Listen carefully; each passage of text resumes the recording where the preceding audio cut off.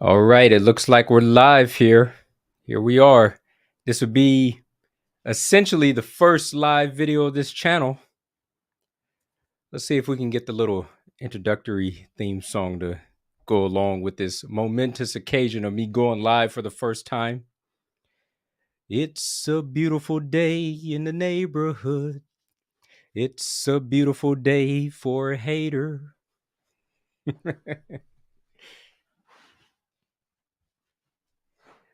Won't you be mine? Say you'll be mine. Won't you be my hater? Please, won't you be? Won't you be my hater? Why, hello there, haters. So happy to see you this evening. All right. So here we go. Gentlemen Masterclass. I did some live streams way back when I first created this channel back in like 2016 or 2015, something like that. I had about 2 of them. They weren't really that good. I'm not really going to count those as being what is the word that I'm looking for? Not part of this series. Let's say that, for lack of better words. So this is going to be a good episode for you guys today. I'm really going to break this one down inside of layman's terms, and I'm not going to do a whole lot of using of big words or anything like that. You know that this is an all-encompassing channel that talks about, what do I want to say? This is an all-encompassing men's channel. Talks about everything about being a gentleman, the way that you carry yourself, hygiene, the way that you dress, all of that good stuff. And we even feature things on the channel such as watches. And this video in particular is going to be a watch related video. Although I do want to put out the disclaimer that anytime you see me do a live stream on this channel, they are not always going to be horologically themed. It's just that this first episode is going to be. First of all, I have been missing in action for a little bit of time. Let me put my headphones on real quick.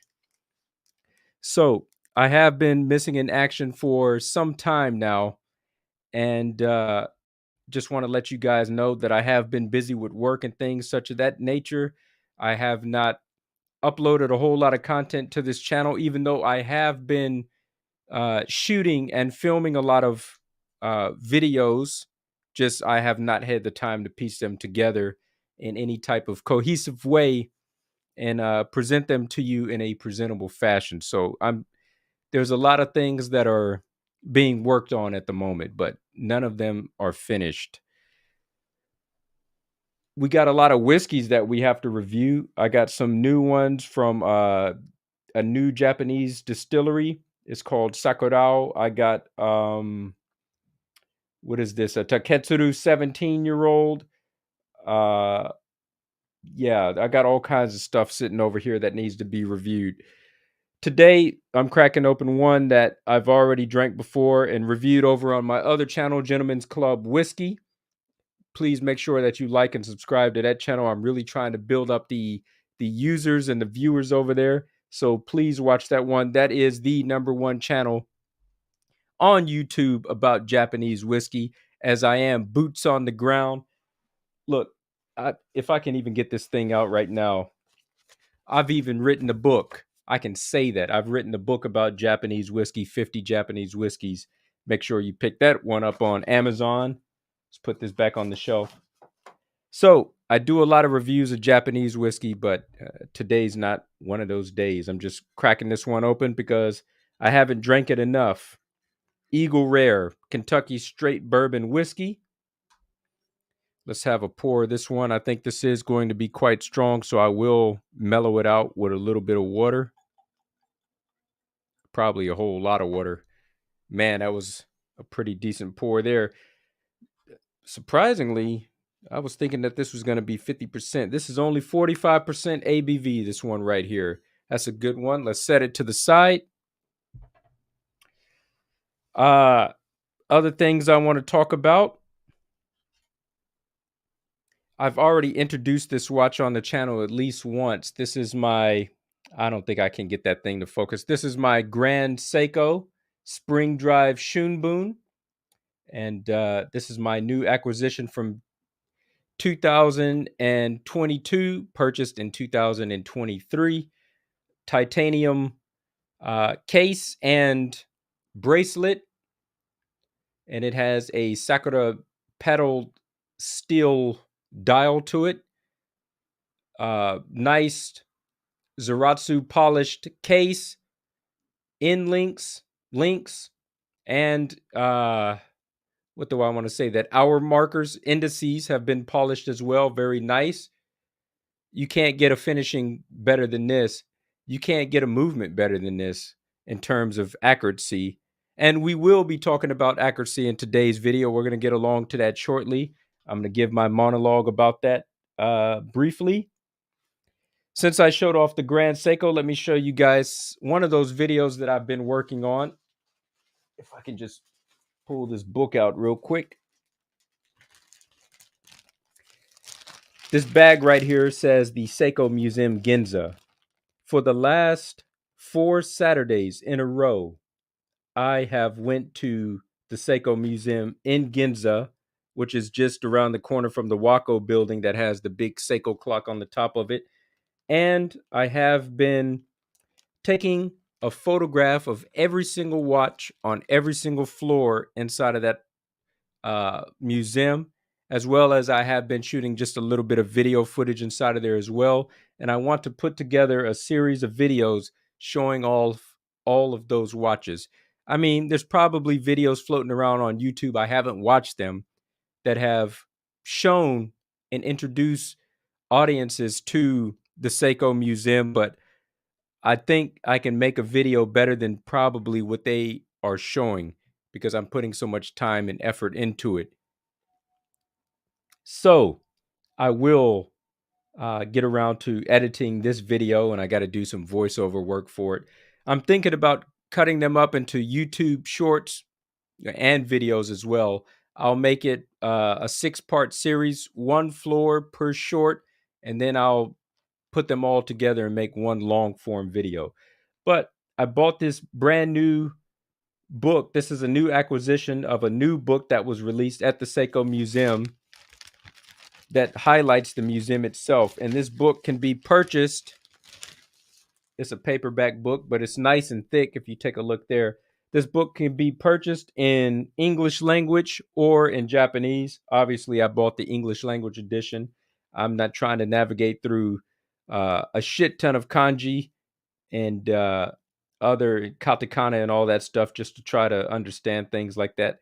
Not that I can anyways, but I'm just saying I'm not trying to. You got this nice foil text that says the Seiko Museum Ginza on here, and you got these little hour hand markers that are kind of moving around. And this is how they show off the floors inside of the place. Next to this one, they'll have B1F, then they'll have 1F, 2, 3, 4, 5. So total is 6 floors. I will open up this book in a future video. You can see that it's still inside the plastic as it is right now, but I will open this up inside of a future video and I will show it off to you guys and let you see what you can get for, man, I would have to not bring the receipt with me. This was something like 3,300 Japanese yen with the tax included. So expect to pay that. This is going off the top of head. That's probably something like 25 USD. So I got the book, pretty thick, and came inside of this nice bag. All right, so let's put this thing off to the side. Let me really get into it here. Let's put on the shades.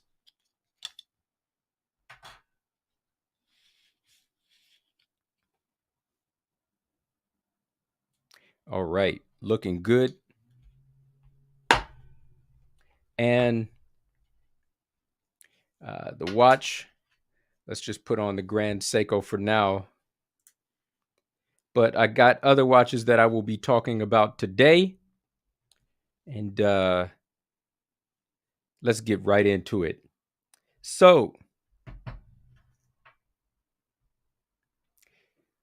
This week, the Omega headquarters in Biel, Switzerland, unveiled a new trademark system called the Spirate on January 26th, and it allows watchmakers to fine-tune the balance spring using a mechanism on the balance bridge. With a meta certification, this system has achieved an accuracy rating of 0 to +2 seconds a day, besting Rolex's -2 to +2 time. The Spirate system will debut on the 44.25 millimeter OMEGA Speedmaster SuperRacing wristwatch. So we're going to be talking about that system today and a little bit about that watch. Let me open up another window here. Let's see.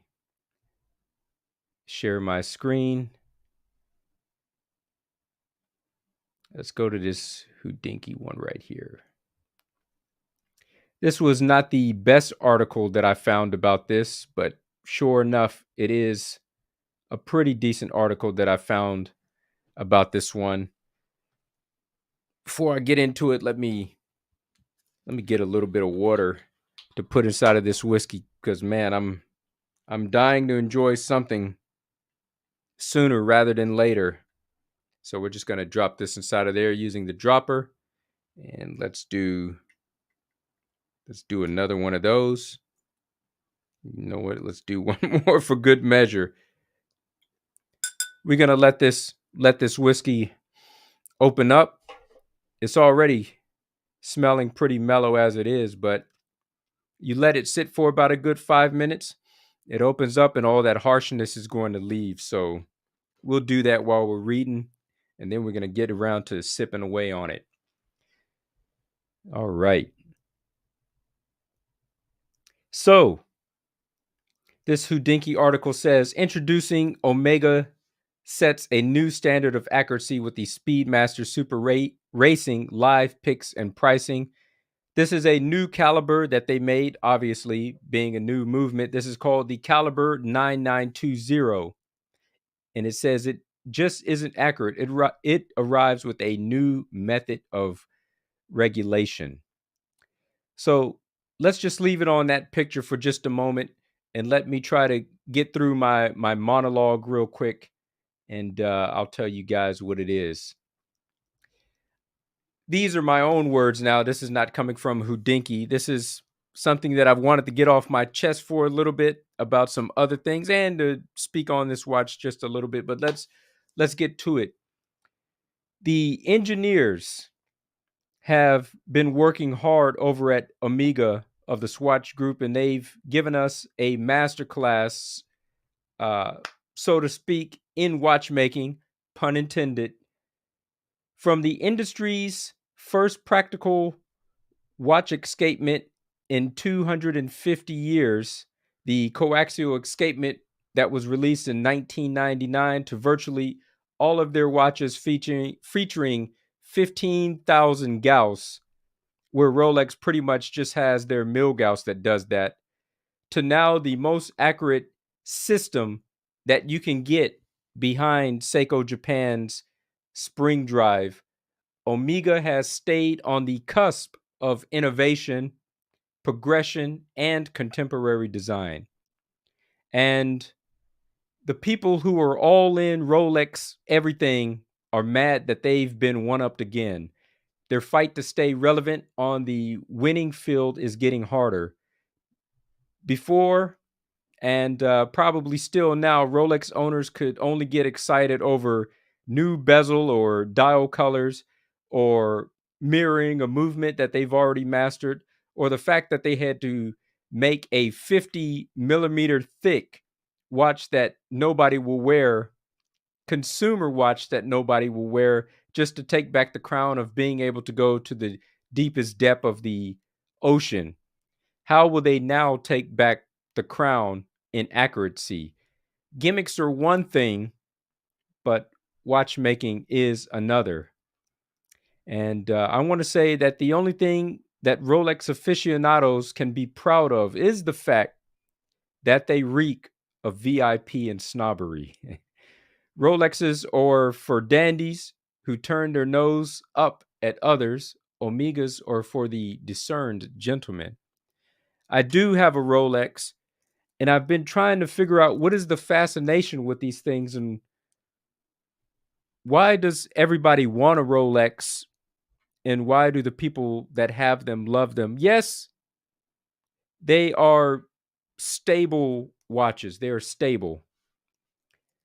And we're not going to talk about the money retention and all of that and it being the best in sales. We're talking about watchmaking in its purest form.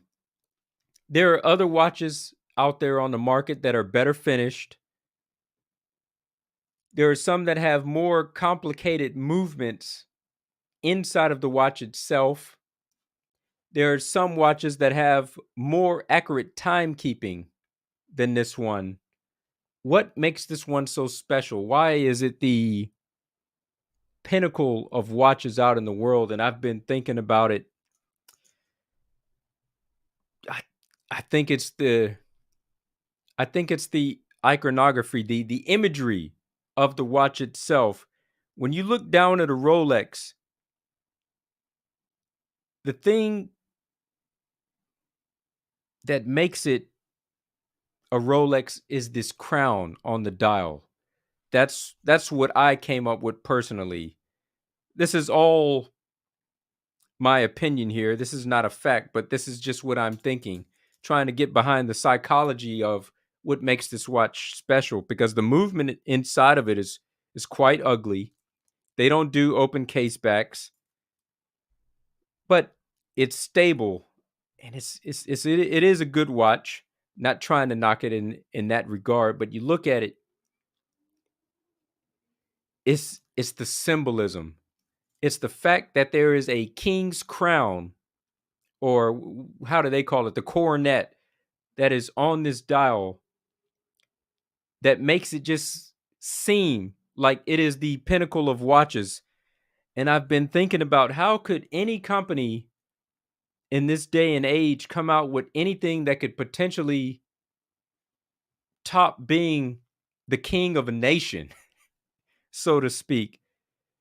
The only thing else that could top this in symbolism is if you were to put an image of God at the 12 o'clock as being the logo of your watch brand, but that's going to be too gaudy, and I don't see anybody doing that. But aside from putting God on the watch, how else can you top something like the coronet?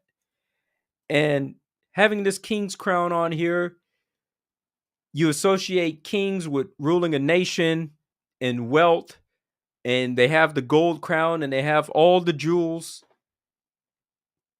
This just speaks to luxury by having that crown on there. So it's kind of hard to beat that. But when it comes to no gimmicks,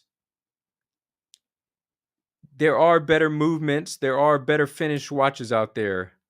And will these watches ever be able to take their place in dethroning Rolex to come out on top? I don't see it happening anytime soon. Will it happen at some point in time? Who knows? Only time could tell. No pun intended on that. That just came out naturally there. But Rolex has been dethroned when it comes to this accuracy game now, because now the Omega is 2 seconds tighter than what Rolex could be. And this is not just this is not just Omega blowing smoke up their own ass. This is Metas certified, independently certified, that all of these watches, the SuperRacing 44.25 millimeters, will be tuned to within that 2 seconds. So let's go ahead and take off that Grand Seiko and let's put on just a normal OMEGA Speedmaster just in celebration of this occasion. This does look pretty good on a strap. I had my friend Tim Remington put this on the strap for me quite recently, and it wears pretty comfortable like this. The flex is good. I like the look of bracelets so much more better than the look of straps, but when it comes to comfort, just these straps cannot be beaten. So we got the Omega Speedmaster Professional on the wrist right now. Let me see if I'm missing anything else that I wanted to say inside of this opening monologue real quick. The Omega Speedmaster SuperRacing is for the person who wants to win by killing their enemy with kindness. All right, enough of that. Let's take a look at this watch right here. Let's see if we can find a better picture. Let's scroll down just a little bit. This is the movement right here that will be able to fine tune this watch to 0 to +2 seconds a day. This is the Spirate system. Spirate, it's written inside of this article, is a combination of two words, spiral and the word rate. And that's listed right here. And it has been trademarked to create a new patented technology from this old technology here that has been shared with Rolex, the Swatch Group, and there is another group out there that has this this old technology that this Spirate has come from. I'm trying to think of what other group that is, but let's take a look at this. If you take a look here, let's zoom into that right there. There is a special tool that will be inserted inside of there that could give you micro precision on the seconds,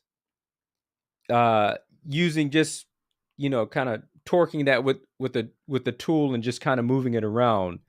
So the fine-tuned accuracy is there, and there are a lot of people that are complaining about that. This system right here is going to make Omega watches too expensive in the future because the regular old watchmaker around the corner won't be able to regulate the watch anymore. They are saying that the YouTubers are arguing that you will have to take this watch to Omega for servicing now, just to get this thing on track and to keep it within the METAS certification that it has been given. And this is what I have to say to that about Omega being the only ones that can tune their watch. Maybe it turns out that everybody can do it, or maybe Omega might be the only people that can tune their own watch. And if you paid 10,200 Swiss francs, which is 11,000 USD for a watch like this, the people that pay this kind of money, I don't see them complaining about having to pay about $650 to get their watch serviced every 6 to 10 years or something like that. So I don't know why people are really using that as a negative point about why this new system is going to fail or why it isn't so good or whatnot. Because the people that are willing to put down this kind of money, I don't see money being an issue in circumstances like this. If you're buying a Tudor watch or you're buying a watch that's only in the realm of 2,000 to 4,000 USD, even still, I mean, if you got that kind of money to spend on a luxury watch, you realize that you do have to get it serviced within a reasonable amount of time. I mean, you can prolong it for a certain amount of time, but you will have to get it serviced sooner or later. Let's say you stretch it out to once every 10 years, something that I myself might do. Having to pay this money once every 10 years, I don't think it's really going to be an issue. And I'm not making a gripe about that. A regular watchmaker, 650 USD. A regular watchmaker, if they can tune it, they'll charge you half of that, which is still expensive enough. But to be charged double of that, yeah, I don't see that being a problem. So let's get out of this. Let's see if we can go back to the article here. Let's see if we missed anything. All right. It says from a methodological standpoint, if I can get my words out, this is made possible by an articulated structure with flexible bearings that allow a watchmaker to adjust the stiffness of the balance spring using a mechanism on the balance bridge. This new Spirate system is 10 times more efficient than that of the free-sprung balance, and the fine-tuning can be done quickly and easily at an Omega boutique. Let me get my words out and let me clean my throat with this whiskey real quick. Get that lubrication going down.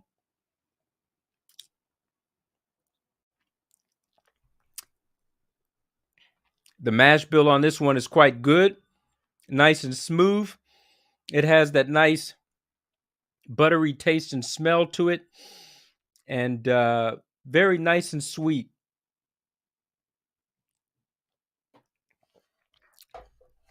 Bourbon whiskey that features that mash bill that has a majority of corn inside of there always gives you that sweet strengthness that just hits good. But there we go with that one. Let's get back to this.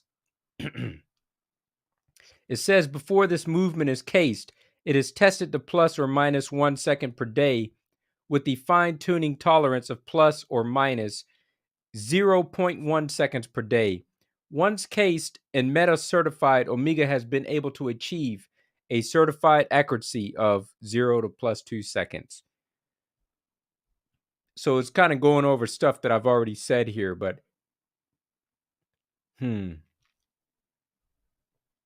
let's see. Thanks to Omega's ability to industrialize its complex watchmaking feat, the tech will eventually make its way into a number of Omega models, but today it debuts in one specific model with a brand new name, the OMEGA Speedmaster SuperRacing. It's a watch with racing ties that has super mechanics under the hood. Now that we've covered those mechanics on a surface level, let's look at the aesthetics. And yes, let's do that. I think that this is a very beautiful watch that you can either get on a bracelet or a strap. And the thing about this watch is when I look at it, it just strikes me as a racing watch. It's a coaxial master chronometer movement with 2 dials on there. And you got the push buttons on there as well to operate the timer mechanism. And it comes with this honeycomb design that just, I don't know, the honeycomb design just kind of speaks to me as it makes it look more racing for whatever reason. The only way that you could probably get more racing than that on the dial is if they had replaced that honeycomb with who knows what, carbon fiber would make it look more so. But the yellow on there, it kind of has a road and track feel to it with this dark asphalt type look to it, and you have the yellow hour markers that kind of look like yellow road paint. So yeah, it looks good, man. It's a very good looking watch. It's kind of busy. If you take a look here, if I can zoom in any more. No, it won't let me zoom in more than this. If you take a look at the 6 o'clock, you will see the 10 down there on the date wheel. That 10 is a very special font that celebrates the 10th anniversary of Omega having 15,000 Gauss on, I guess it's virtually all of their watches at this point in time. Something that only the Milgauss has in the Rolex line of things. They only got that one watch, whereas Omega has all of their watches being able to withstand up to 15,000 Gauss of magnetics. So in celebration of 10 years of that, they put that on the dial just as a small nod. That's pretty cool. I like that striped second-hand marker that is on the left-hand dial there, and the counter second hand, whatever the hell you call it, the chronograph hand that moves around the timer hand. It has a gradient that goes from that blue to yellow that looks pretty cool. It kind of looks like it's like just floating in air with the way that they have it designed when it moves around, and I think it's beautiful. And I think the NATO strap that they have on it is a good choice as well, but it also looks good on the strap. All right. Yep. So it's already repeating stuff that I just said, like just now. Looking at this watch, you might find it quite familiar, and that's because it's meant to celebrate the 10th anniversary of another Omega watch, the Aquaterra 15,000 Gauss. You'll immediately see design cues from that watch via the general color scheme, and honeycomb dial is inspired by the tested prototype 160,000 Gauss. But look closer and you'll notice the seconds hand motif on the Aquaterra 15,000 Gauss transposed onto the small seconds of this watch, along with a gradient yellow to black design on the chronograph seconds hand. So this is pretty much talking about all the stuff that I've already mentioned. Here it is. Here it is on the bracelet. You know, they are making these bracelets better and better, you know, as they progress over time. The bracelet that I have, I don't even know where my bracelet is at the moment. I need to find that. Let me crack it open my safe real quick and see if it's in there.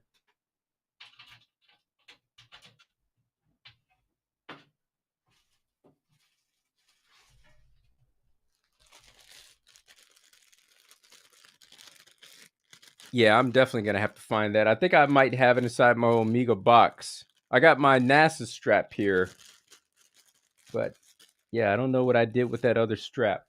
With that bracelet, that's what I wanted to say. I don't know what I did with the bracelet.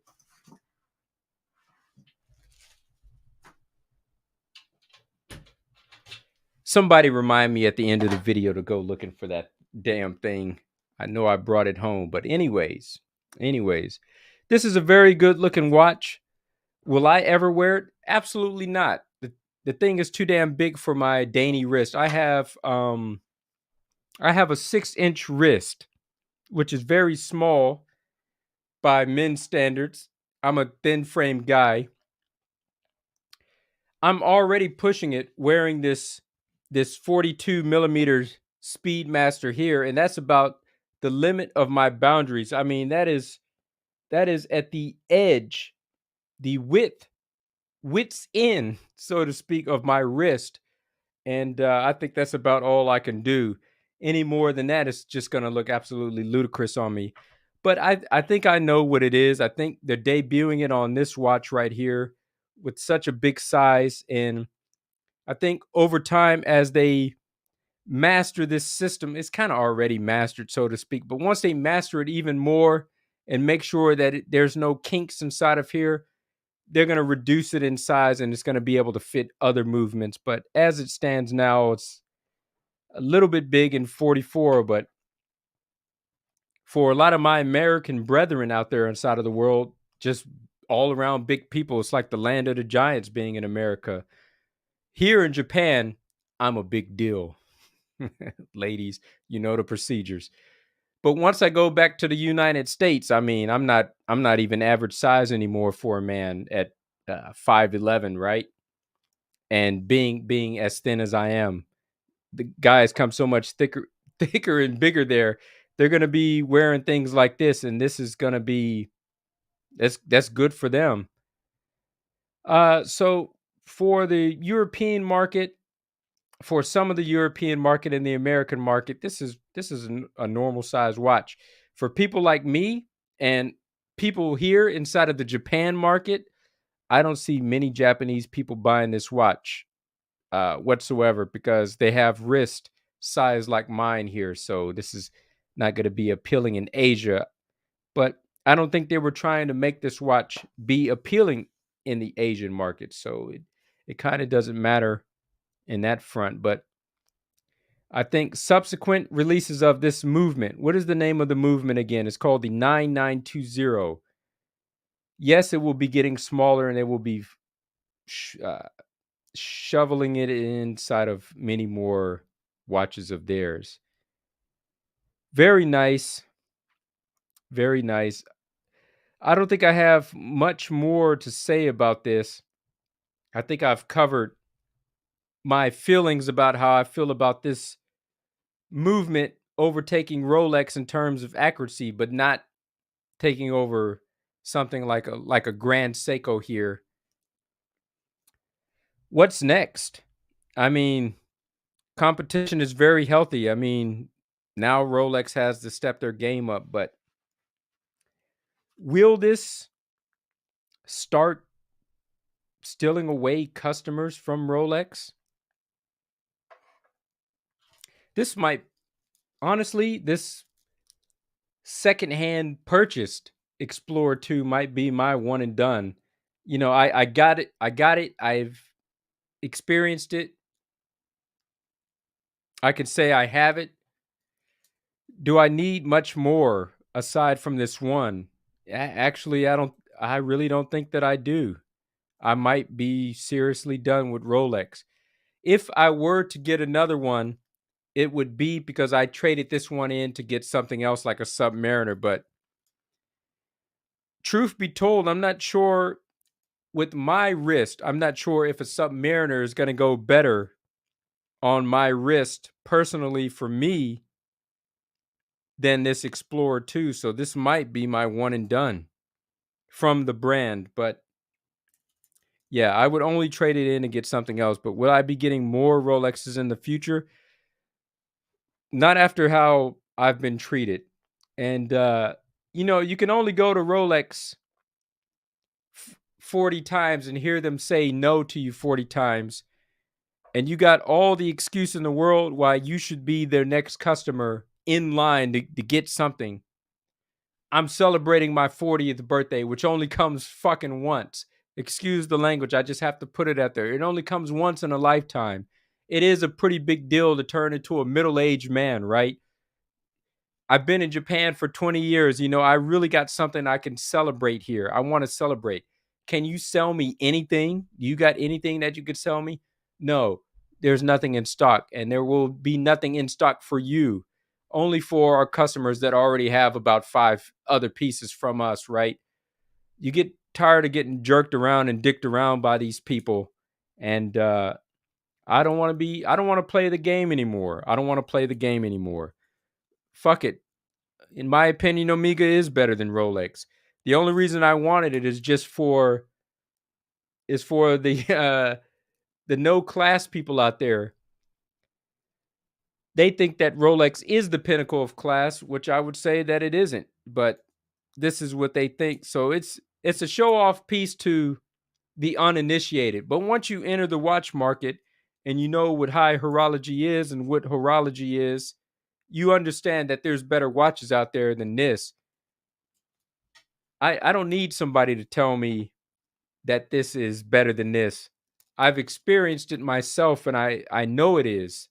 I'm looking at the detailing on this Grand Seiko here, the finishing, the Zaratsu polishing, handmade. And it just strikes me as a more beautiful piece than this right here. The movement is a lot better. 72-hour power hour reserve, if I could get that out.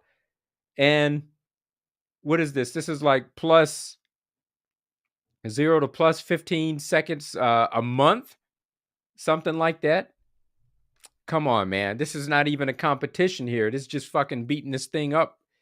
But the reason that people will still get this one is because it has the crown. It has that crown on there. Crown equates to luxury. It equates to being the ruler.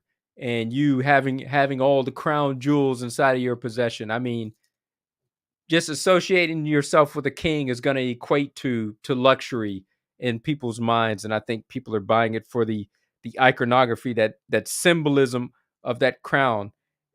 Had it been anything else on that dial there, I don't think Rolex would be as big as it is. You got the first watch on the moon here. I mean, come on, this beats the hell out of fucking going to the top of Mount Everest, which is even disputed being the first. So yeah, anyways, before I go off on a tangent here, I like to see other watches overtake Rolex. I am rooting for the small guy here, for the underdog, so to speak, because I just don't like the way that I've been treated. And I think many people can empathize with the feeling that I have. So in terms of that game, you want to box? Let's box. So the new top dog, OMEGA Speedmaster SuperRacing.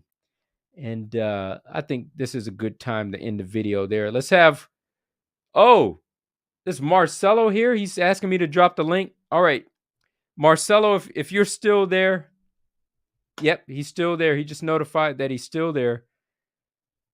Let me drop the link for Marcelo.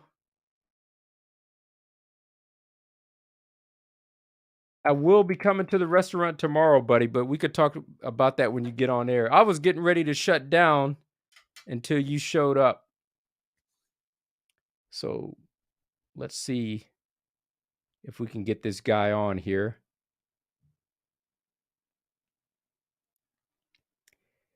There's no promises, Marcelo. I know you're backstage now. I'm getting ready to let you on, but I'm going to tell you this ahead of time. I lost my my Beats earbuds that I usually put inside of my ears for these live streams. So there is the small chance that once I bring you on air, there might be an echo that's going to be problematic for me, and I might have to end the show in that instance. But if there's no echo, then I guess I can keep you on a lot longer and we can chop it up. But if there is that echo, I don't think I'll be able to tolerate it for much more than 5 minutes, and I'm just going to have to end the show early. So let's see if we can bring Marcelo on. Let's add him to the stream here. Hello, sir. Hey, listen, I got a message from Tim Imran? Edmonton. Yeah. Yeah. So you guys coming, yeah? Yeah, we're coming. Good. Yeah, If not, I'm going to come and I'm going to beat you to that. You have to come to my shop, you little piece of shit. Well, listen, man. There's one thing that you have to do for me, man. Bring in the trilogy of watches so I can shoot some video of that. I don't expect you to do this often, but just this once, I would like to be able to. Yeah, I mean, the thing is, it's starting to be rumors of some crazy robberies lately. So that's why I started to take a little bit more cautions Yeah, I about that. understand. I That's understand. why. That's why. But it seems that the team want to take want to see actually my Seiko collection. So I definitely going to bring up a bunch Dang of it, man! Why Seikos. that idiot? Why would that guy say something like that, man? I was hoping. Yeah, man.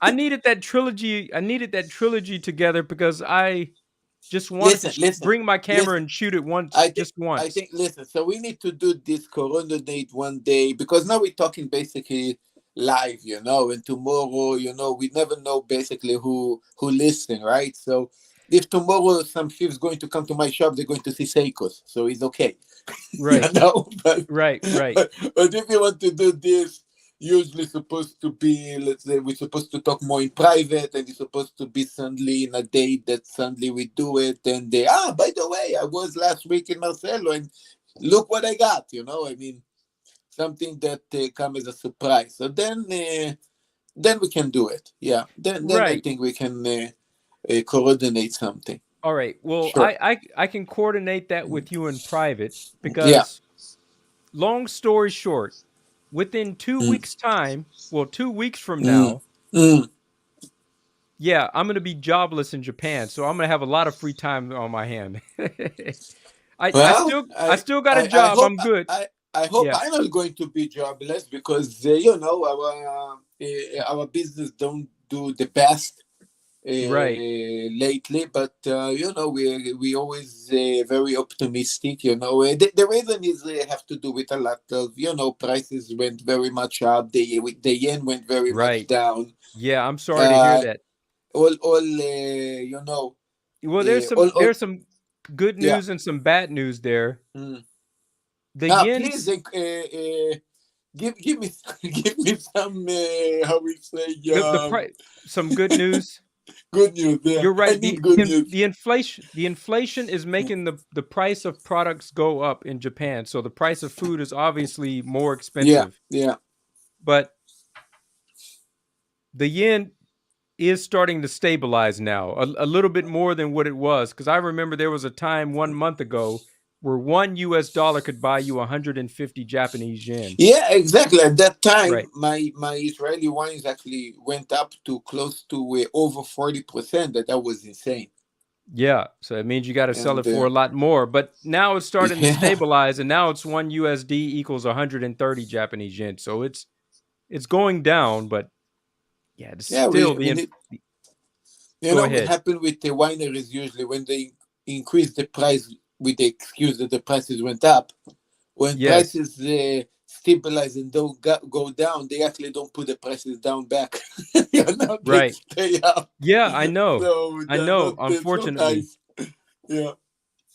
Yeah, I'll bring my watch to show you tomorrow. So for my 40th birthday, Mhm. it's not a Rolex date Platona, but I did buy a Grand Seiko watch, and I'll bring it tomorrow to show off Really? to you. Wow. So this is a titanium Yeah, watch? this is titanium, Really? right? And it Wow. has So a cherry blossom dial on it. is a mechanical or quartz? Spring drive. Spring drive. Yeah, mechanical. For me, it's Yeah, mechanical. I mean, even so for that me it's mechanical too. Yes, it's quartz regulated, but it's mm, mechanical. mm. Yeah, it's mechanical. I'm sorry, it's actually a very awesome mechanical movement. I mean, something that the Swiss it wasn't able to perfect like the Japanese did. If not, they Right. would do it also spring drives, but they couldn't perfect that. Or maybe it got patented by Seiko. I don't know. It's a very complex Yes. style of movement. I mean, they really perfected to perfection. Right. Actually, it's one of the things they are missing for me. But I Right. don't, But you do got that is one a watch. Seiko. Yeah. You have the one Seiko with the grand Seiko movement inside. Is that right? Yeah, I mean, look, I mean, yeah, it's Seiko bullshit, basically. It's Seiko bullshit in a Yes. way to say, hey, uh, I'm going to sell you a Seiko. By the way, this is a Grand Seiko movement just to make you feel bad, even so you pay a little bit cheaper. But as a Seiko, it's a very expensive Seiko. It's nearly 3 grand Seiko that It's a lot actually, more. Yeah, 3 grand. That's right. yeah, The Marine yeah, Master. yeah, is well, it's a Grand Seiko movement. I don't know even if to call this Grand Seiko movement. It's a little bit. It's not even a high beat. It's a middle beat movement that I think it doesn't even go to the Grand Seikos. By the way, I think this movement go where is the made in Grand Seiko factory. Is a movement in between. You know, Yes. is a Yes. movement that doesn't go to the Grand Seiko and doesn't go to the Seiko. It stay in the middle, Right. but is actually made in the Grand Seiko factory with zero decoration, everything to that specific watch for that Marine Master. Or maybe another watch that probably go in the Seiko line that is in that middle. I mean, so this Yes. is the middle section that actually So they're using there. I have a question about that Yeah. watch. Is the Marine Master spring drive or is it high beat?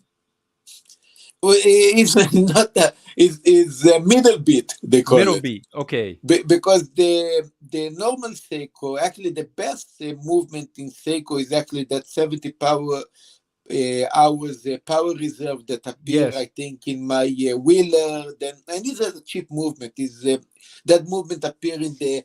I think the most expensive Seiko in that movement is probably $2,000 or something like that. Uh, Yes.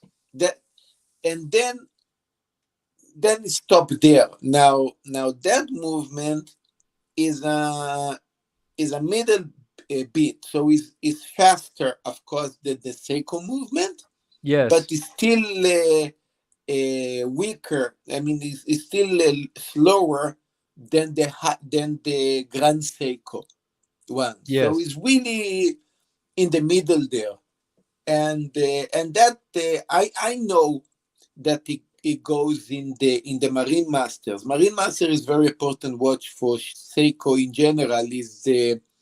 Is like the Submariner of Seiko. Is the Seiko Submariner, you know. Yes. Uh, but I believe, and maybe some audience or somebody can help us later on. I believe that movement probably go in a different Seiko that's selling probably around supposed to be sell around over $2,000. Okay, because Right. we know this movement will go to a what that would be over $2,000, and I just don't know what would be another Seiko that they would put that movement. You know, so I don't know, Right. but I assume that they probably use this movement in probably another Seiko. Man, I think Seiko needs Mm, to start talking with mm, themselves, Seiko and Grand Seiko, yeah, because your Marine Master, is that does that watch have like a glide lock on? mm. Is It that what it's does, called? it does. You know, Yo, but to an fix it, adjustment. An yeah, adjustment. but Yes. but you know what? But you know what? Because you gentlemen, you know, in clothing and things. So I'm going to give you for you this analogy like this. Yes. You have Giorgio Armani, Yes. and then you have Armani Exchange. Right. Okay, Right. Right. so this is basically what you're asking. It's like, hey, could or how we say, you have Giorgio Armani, and then you have the Armani that is a little bit lower in suits, right?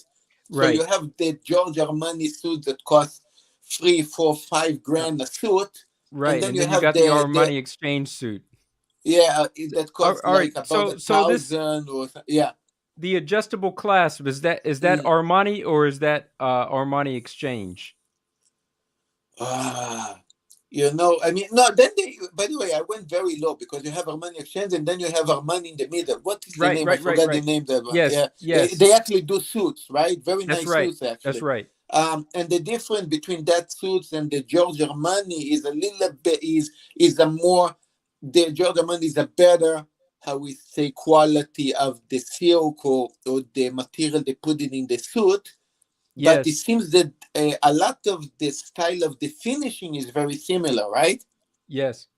So here is the thing. So here we're getting in that point. So the glide log, sorry, not glide log, that kind of mechanism that you saw that I have in the Marine Master Yes. appear in the Grand Seiko divers, It but it is in doesn't Grand appear. Seiko. Okay. Yes. Yeah, it appear in the Grand Seiko divers, but it doesn't appear in the Seiko divers. Right. Okay, so then it becomes a separation. Like we have shit, I forgot the name of that Armani, but it's Armani, George Armani. Yeah. So they are. I'll see if So I one can is find it a real quick. yeah. So one is a Yes. higher, one is a bit lower. Very similar style. Let's say let's call it the style of the buttons, style of the closing the suits or whatever. And then you have Armani Exchange that is way off. Okay. Yes. And so then the way off Armani Exchange is probably the rest of the Seikos, Right. It's like Right. the Seiko Presage and the I rest found of the guys there. I found it. So you got Yeah, Giorgio Armani, you got yeah, Emporio Armani, Ar- exactly. Yeah, yeah, Armani yeah, Collezione, and then yeah, Armani Exchange. So yeah, they yeah. got four different brands. 4 different brands, exactly. So Seiko separated in three, Armani separated in four. Okay, but so, On this Grand Seiko, I uh, have a push button clasp. You just push both buttons and then it opens up. But Everybody Yeah. is waiting for them to put a glide lock system on most of their watches, like Rolex Uh, has.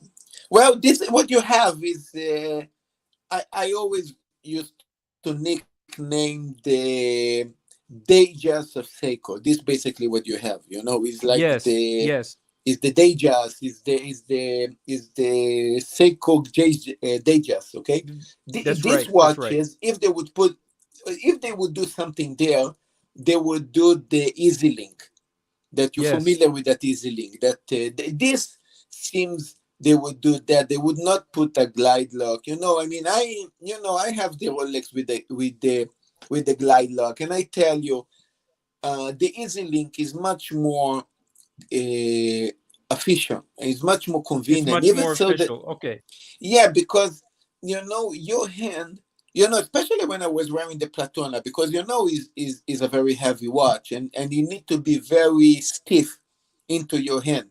Now, I know that when we went, before even I had that watch, when we went to Nakano Broadway and we tried the watch, you tried the watch also. You said that Yes, you can get a sorry, a hand motif, and it's completely uncomfortable. Here is the thing: when you use it stiff and when it's perfect in your hand, yes. I'm going to tell you something that you're not going to believe it. You don't feel that you have a watch in your hand. It Mm. disappeared. You really don't feel. I mean, of course, if you Yeah, shake your hand, yeah, you're going to feel it. But wearing, you don't feel the pain, you don't feel the weight. But here is the thing. yeah. That's what it Um, feels like with this titanium watch. yeah, It feels like but it's not I even on know. the wrist. And But here is Tim's the thing. old, yes, No, here is the thing. Now, your hand, especially for me, it happened. eh, it doesn't even matter summer or winter. In the summer, your hand is oh yeah, right. thinner. It's going to No, expand in the no, summer. It's no. going to expand. But yeah, but no, no, no. For me, he expand and distract in the same day. You know, Right, right. ridiculous the way it sounds. Let's say in the morning, No, I your hands understand. is yeah, your Yes, hands are thicker in the morning, and suddenly during the day, the hands getting slimmer, and then in the evening, especially when you get out of the shower, you getting it puff again, it getting thicker. So I actually, with the Platona, I was actually playing with the with that glide lock, like it looked like a kid, like every like I think 10 times a day I was changing the from wide to tight all the time, just to make it fixed. And mm, we suddenly you realize how important this stupid glide lock is. I mean, you needed to play with this nearly all day long. And all the time you're a little bit tuck, do a small adjustment. Nah, perfect now. Okay, suddenly you don't feel it. It's great. Suddenly, I don't know, you need to take a shower, or you wake up, or let's say you go to sleep, you wake up, ah, shit, I need to adjust again. Like all the time you need to play with it. You know, right. your hands change all the time. I'm going to show So, you something real quick. yeah, Hold on. I'm just unlocking the safe mm, real quick. I'm pulling it out right yeah. now, man. Yeah, but with the lilac is a little bit annoying because they have so many positions. When you open, you're losing the correct position, because if you play with this all day, you cannot play with the glide lock all day. You leave it in one position a little bit loose, you close it, and fuck it, that's it. Right. I'm You glad don't. that you told me that. Yeah, Yeah. you because I was Mm, dreaming about mm, having a glide lock, but now you make it feel like it's mm. not that much worth it. This No, because it's suddenly because you always need to lose that kind of 2 millimeter. It's you yes, suddenly pack, you puff, boom, perfect. Suddenly you need to close it again, pack, you close, tack, close. You always, that 2 millimeters is so much crucial in your hand. It's all the time go up and down, up and down. You suddenly is always perfect in your hand. right. With the glide lock, you basically use that watch very similar to every standard watch. You actually design one specific size for, let's say, for this season. You close it, and it's always a little bit loose because your hands still go up and down, and then you don't want it to be too tight, and you don't want it to be too loose. So you always have this air place. But if you want your watch to be, like a glove, perfect in your hand, and everybody going to tell you, no, you cannot have the watch perfect because your hands are moving all the time. The glide lock will give you that perfect, because when you get it tight, tuck, you click it out, boom, perfect again. Really, Yes. it's so comfortable, that system. So this old Explorer 2008, Mm, at yeah, this point in time, there was no glide lock, and correct. there was no Easy Link. But Yeah. I was able to buy an Easy Link from our good friend in Germany, Jonathan Jonathan, Quell. yes, yes. He sold me an authentic one. This is not going to show up on camera. It's just going to get all blurry Yeah. if I put it up close to the camera. Yeah, But no, be careful. No, I don't know if you show a address no, no, no, something no. There's no there. address on here. It's Uh, just yeah. It's not going to show up. It's going to be too blurry. Can I get that thing to focus? Yeah, I can't get the camera to uh, focus.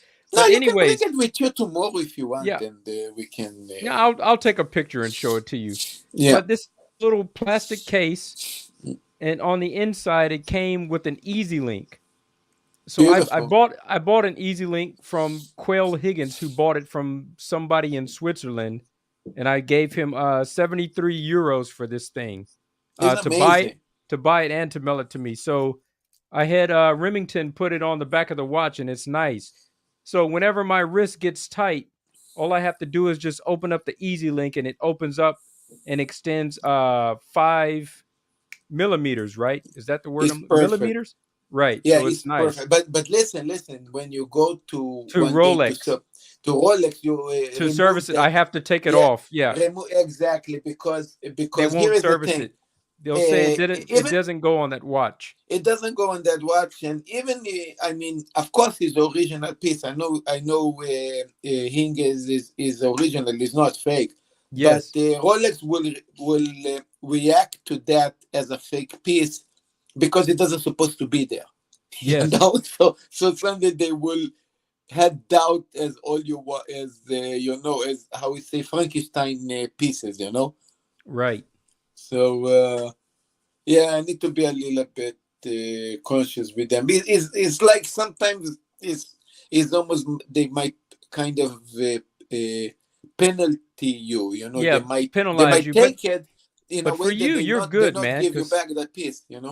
yeah, you're good. Because all of your watches are brand new, and within the last 5 years, you bought within all 5 years. So there's Yeah, nothing that you I got yeah, there's nothing lucky. that you need to change on your watch. So you're good. Yeah, I got lucky. But you know what is actually funny?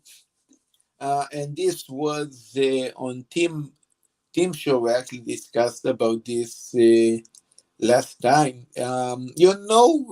Jenny Hell, right? I mean the Yes. German girl. So her husband is also have a YouTube channel about watches. He's actually doing that in German, Yeah, I heard about that. I and never seen it, but yeah, go ahead. he actually because he bought all his watches from the Rolex, not only Rolex, but from he have, but I think Patek, or otherwise, all the watches from AD, all the Yes, Rolex is from retail. yes, Now he got the watches, of course. They have a channel, by the way. I believe close to, I think his channel close to 5 or 6 years, even before I opened my own channel. So he actually have a quite longer history with the YouTube and watches in general, and maybe very similar time to Austin. Um, yes, and the thing is that, of course, he have a very long past history with the authorized dealers before the hypes. This what I'm yes, going to say now is very important that you understand before the hype. yes. Now, why I mentioned that is because he decide to, it seems like, scam people by creating a course of 39 is a master class for 39 Euros?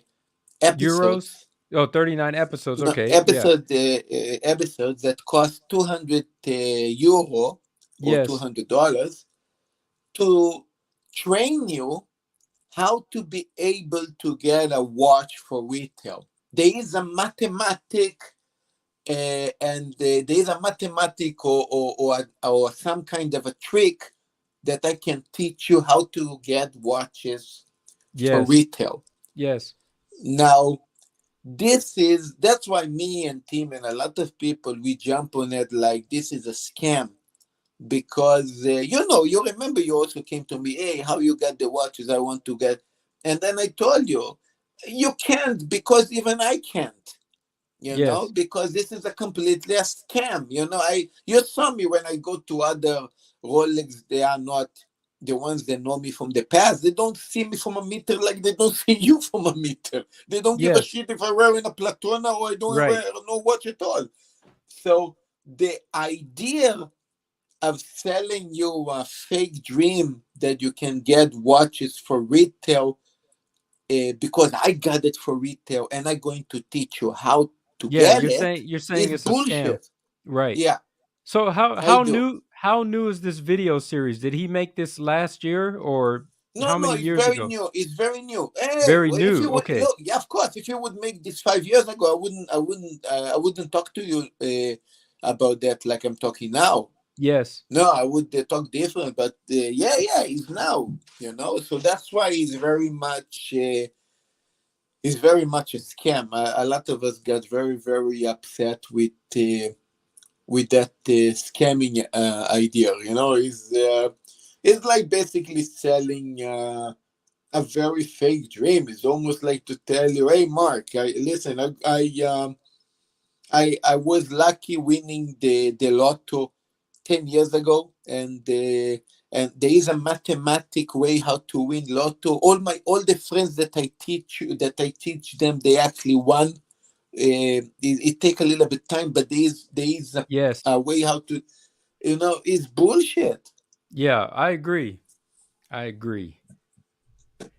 It's I The quick change of topic. There's something I want to talk to yeah, you about. I was trying to sure. bring on Quell Higgins to talk about this. Well, you'll see in just a moment. How do I get this thing to open up again? Let me figure this out. All right, let me share the screen. Mm. And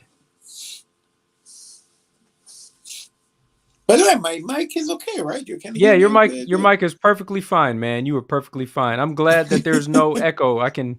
I hear everything good. Did you hear about this new Omega watch that debuted 3 days ago on January 26th with this I think super is accuracy? Yeah, yeah, what do you think about it? yeah, I heard about it. We actually did that on Team Show. Is a 40, I think it's a 44 millimeter or something that is That's quite right. big. It was complaints on the size, of course. The Yes. second complaint was on the idea that the whole idea of the speedy till now is that is not automatic. You know, But this is the not the and tip this one is this automatic. You yeah, know, but this is not the typical Speedmaster, the one that went to the moon. This is yeah, this is yeah, a racing watch. So I think yeah. it's in a different class of its own. I think it's okay. And what is funny about the super accuracy, when you go to the specifications of this watch, Yes. they actually tell you that the super accuracy of this watch is 2 seconds a day up, That plus two that's seconds a day. yeah, that's correct. Yeah, and when you go to Rolex doesn't make a noise about super accuracy, but they sophistication of accuracy is plus minus 2 seconds 2 a day. seconds. That's right. That's right. So the thing is, I I believe plus minus 2 seconds a day is way more precise than only 2 seconds a day Minus plus 2 plus only. 2. Yes. Yeah. Yes. When you advertise only plus 2 seconds a day, it is actually tell you that, hey, okay, it's good, but all the time it will go up.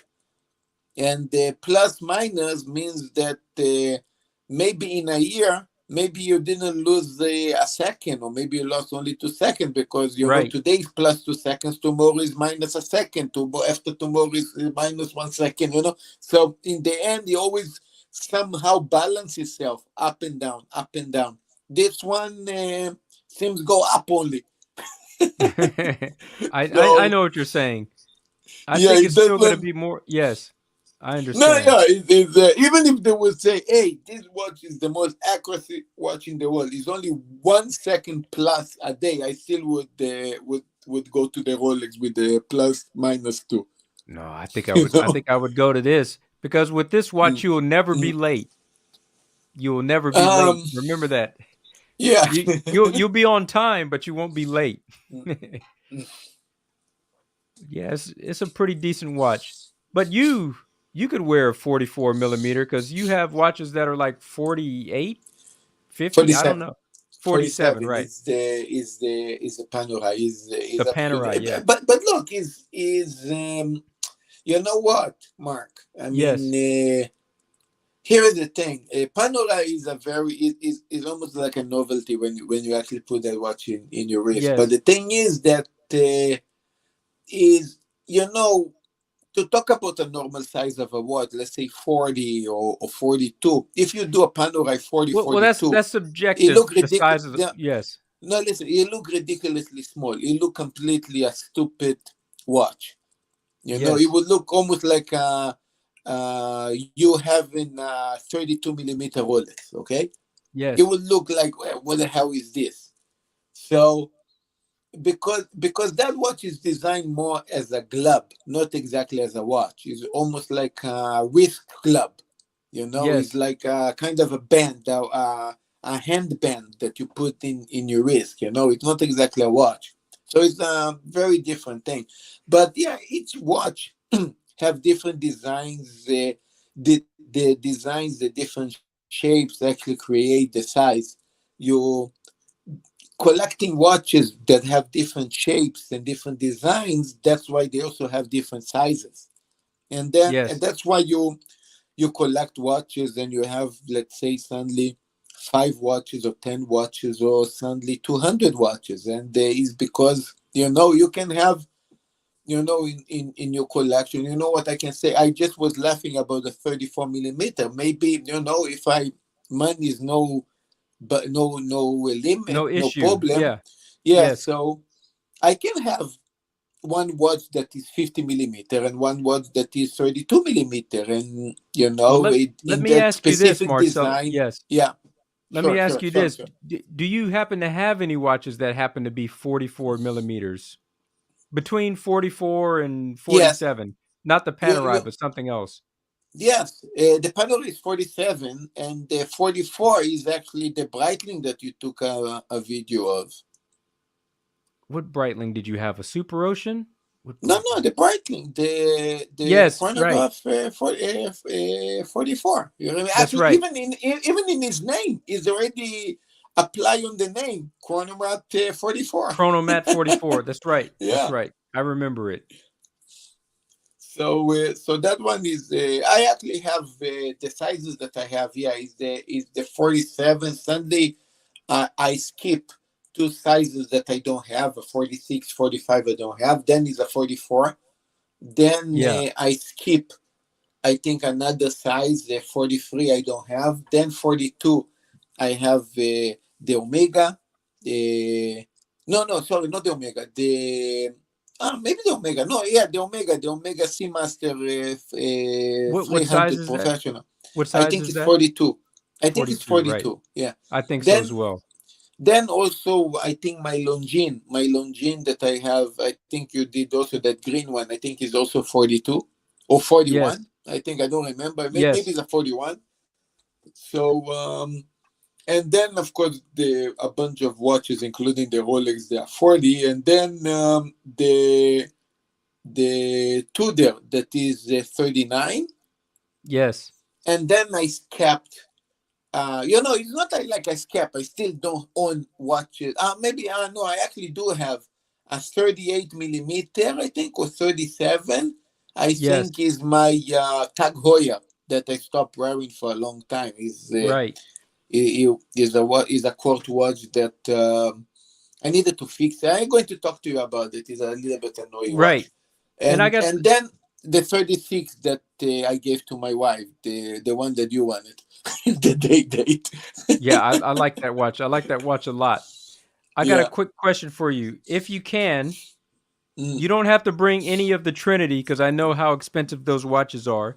But Sure. if you're bringing your Seikos for Tim, Mm. you can bring those inside of a watch roll. But for me, please Mm. bring your Tudor. Your Tudor, is it a Black Bay 58 that you have? Is it 58? Yeah, actually, you're lucky. I already have it here with me. I actually, when I went to the bank to put all the Yes, super Rolex that I have, you put those. Yeah, I inside the bank. I took actually the watches I took with me. I took the Tudor, the Omega, and the Breitling. Actually, I took that three watches. Now they are with me. Right, They and are the you'll cheaper get the watches. Seikos for Tim tomorrow. Yeah, yeah. I bring the Seikos and I can put the Tudor. If you want the Tudor, I Yeah, will put the put the Tudor on Tudor your there. wrist because Yeah. I was very close to buying a Tudor Black Bay, and the one that Wow. I was super close. I found one Mm, inside of the store. I mm, put it on my wrist. It was the only one that they mm. had, and I was so close to buying it. And it turned out that Yeah. the one that I put on was just called a Tudor Black Bay. It was not a Black Bay Yeah. 58. It was just called Black Bay. And Yeah. it was like My wife it became a snob on that watch. She doesn't like the Tudor. she I doesn't. don't know. So the watch that I She tried hate the on, Tudor. it looks exactly the same, Yeah. but it's like is it Mm. 41 or is it 42 millimeters? I don't remember. It's big. Wow. It's like 41 mil. And right before I was Wow. getting ready to give the guy the money to buy the watch, this was at an AD. He said to me, Mm. Yeah. Yeah. he said we also have this watch in 39 millimeters. I was like, you do really? And he said, yeah. And I said, can I buy it? And he said, unfortunately, we don't have that one. I was Very good. You angry. didn't buy. Shit. No. Yeah, yeah. So he So probably show you. He show you a Tudor 41, right? he showed me a 41, but Fuck the 39 is 41. better You for me. don't Yeah, touch. fuck. Yeah. Yeah. You don't Yeah, I touch the won't touch it. 41. Fuck Yes, the 41. The 41 it doesn't is by the way the 39 is the it's the special classic proportions. is the special but here is the thing they actually the Tudor the 58 is actually the 39 millimeter is they have a bunch of watches there. We already saw the bronze and the silver one and the gold one. They actually did a bunch of 58, like they have a bunch of them. But Yes, here is the thing: the Palagos is the professional diver watch. It's the it is, but Palagos. I'm But right. here's the no, listen. Here's the thing: the Palagos is actually famous of being way big. It's like a 42 millimeter watch. Okay, That's pretty big. titanium 42. But Yes, they released this year a Pelagos made of titanium that is a 39 millimeter. that's gonna come out this year.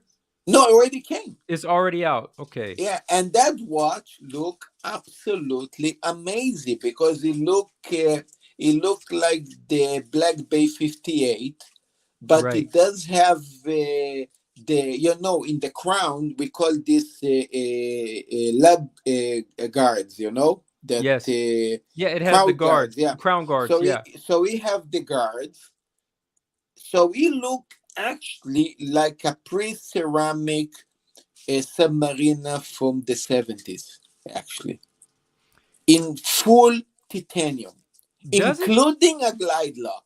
But You have to see that. the Go to the out website. but the Go check. I will, And what but is the that? hour Yeah, go. markers are square, right? No. Well, yeah, but just go check it out. The Palagos titanium 39 millimeter, and the black is actually not. Is kind of a matte. I don't know if to say matte black or dark gray. It have a very pleasant black. Let's call it this way. It's not a shiny or a sharp black. It's a kind of you know what I mean, like a soft black. Yes. If it makes sense. I mean, when I was watching this, it gave me this kind of soft black vibes. My Yes. Panora is a little bit soft black, how we say, because it's not it is kind of a matte black. and it's Right. kind of soft. And that one seems even softer. Yeah, this one. It look even softer. I don't know. It have a very interesting black. Now, the reason I mention so much black, black, black, because, I mean, they are usually famous in black, and also the Submariner was always with black, and he have a pleasant black, I cannot take out this black thing of my mouth, you have this, especially in the bars, look in the watch, you see? You see what Yeah. I mean? Yeah. It's a It's a little bit. pleasant black, It's yeah, a very nice watch, man, but it's really contemporary. I yeah. like the Black Bay 58. And It's and it's here another because thing. it's because it's as close as I can get to a 58 Yeah. 1958 Rolex Submariner. No, That's but why I this want is it. even closer. This is even closer No, because because no, it doesn't. It's yeah, not I because know, the because it's squares, the square. squares. Yeah, yeah, Yeah. I know. But here we have another very important thing. You see that red tax? One line of Yes. red tax. Yes. Yes. This is classic. That This is is. Yes. classic of the That is. Rolex That is. thing. That Yeah, is. this is very important. If you had this in the Rolex, we're going back, I think, early 70s, I think, right? Right. Early 70s, 60s, and that watch is like skyrocket prices. And I think used to be, I think it was, some of them was, I think, Meta, not Meta, I don't remember. No, not Meta, how do you call it? That Titanium. company. No, Bronze. it was a Oh, the diver. company Metis. Yeah, Metas, Oh, yeah. Metis. Yeah, yeah. Metas. Yeah. So, Metis certified. is no Metas, or no, not Metas, or maybe what's the name? COSC. No. It The used to diver. be. Wait a second. It almost escaped from my head. Something with Max, something. I forgot. He's so famous in that Rolex divers. That company used to go only for the divers. Actually, was a professional watch. They never Yeah. Yeah. sold Yeah. Yeah. Yeah. in Yeah. Hold on. shops. Seiko Yeah, has you. Patty Padi. No, maybe no, not Paddy. Shit, how I forgot the name. Never mind. But basically, yeah, tomorrow we see Tim. No, he's a geek on this stuff. He's going to tell us immediately the name. Right. But yeah, so is that one's also had, of course, the red tax, and this red tax is iconic. And you know what? You're right. This red things is a little bit. I get No. it. I Yeah. understand. But Well, if they could put this red thing on the Black Bay 58, then that would yeah, make that the perfect watch. right, Yeah, right, because exactly. the old Submariners didn't have the crown guards on there. It just Yeah, had the big crown. But yeah, yeah. this is a good looking watch. No, go. You're too much zoom. Go a little bit back. Try to see a little bit the bracelet. Some images. Yeah, you see the bracelet is pretty much oyster bracelet. Look at that. Yes. And if you have an image that you can a little bit turn to see and see the you See the see. side. Yeah. All right, No, hold on. yeah, they have this, but I'll try we to wanted see. to see the inside. Yeah, they have the really a nice glide lock there. So it's really and that's what what I like about this watch is one of the things that actually I like about Rolex, and something that I told you and couple of people already, that Rolex is especially in precious metal, is the cheapest brand that you can buy a watch in precious metal. Yes. The gold and the platinum is the cheapest platinum or gold watch you can have. It's basically like the G-Shock of Switzerland. Yes. And this one is the cheapest titanium watch you can get. Is really the cheapest titanium watch in the market. I believe. I think it's less than $4,000. This watch. Yeah. For us, it's 590,000 Yeah. Japanese yen. In titanium, I think is an awesome price. Now, look, could be that you titanium Grand Seiko that you bought, you maybe you pay less, but maybe you got it with a huge discount, or you got it used or something in the gray market. But how we say retail to retail, this Yes, is the cheapest titanium watch you can get in retail. I agree. When we go retail to retail, we don't want to talk now gray market, okay? Yes. Because of course we have Well, this watches is that, not going to be on gray yeah, market for a long time. Yeah. yeah. Or maybe it will be on gray market Mm. soon. Who knows? Because people are going to try to get that money from it and sell it and get $1,000 extra Yeah, just by selling it. yeah. I mean, this I believe maybe in gray market price, the price probably would be more than the retail. But Yes. again, that's why a gray market is a very confusing thing for people that are not in this watch world to understand. I mean, Yes. in this case, this watch in the gray market would be more than retail. But when we're talking retail to retail, and if the gray market don't exist, retail to retail, this is the cheapest, cheaper even than a Grand Seiko, the cheapest titanium watch you can get retail. Of course, when we go gray market, this will be sell more, and the Grand Seiko will be less selling for less. So then, yeah, I can get a titanium watch for 3 grand, but it's not. I'll tell you But one it's good not. thing about this Yeah, watch. If you take a yeah, look at it, it has no holes yeah. on the case, and it has no faux rivets on the links on the Yeah, corners. because it doesn't pretend to be a vintage watch. Is a modern watch from beginning to the end. Yes. Yeah. Yeah, I could see myself getting one of these, man. I'm looking to get I never saw this watch yet. I never saw that watch. I would like to see it in person. Yeah. I'm looking to get one more watch, man, and I think I'm out of the game. Yeah, And I I think would. Yeah, I would love then to see this and the watch. next watch that I want to get is Mm. probably a Tudor, and it's probably going to be a diver because I already have a spring drive, I have a Yeah. GMT, I have a chronograph, and now I need a diver, and I think the Tudor is good. But You know I what? got my If I eyes say set on like the this, 58. if Yes. I say like this, I should tell you that I'm already out. I just closed the tree, or I'm out. Yeah, I know. I know. I'm already out. I know you are, but I'm trying to get out too. So I just need one Yeah. more. And there's no rush on me getting this watch, man. But it'll happen. Yeah. So a four-piece Well, collection, and I got a dress watch too. So I got everything. there Hey, is. and if I do, hold on, last thing, Yeah, if I yeah, sure, do sure. get this watch from Tudor, Mm, that's gonna mean that I have all the complications. mm, I got a date spring drive, I got a GMT, I got a mm. chronograph, I got a dress watch, and then I'll have a diver if I get this, and it'll be one watch, one brand per watch. I won't have Wow. any two watches of the same brand.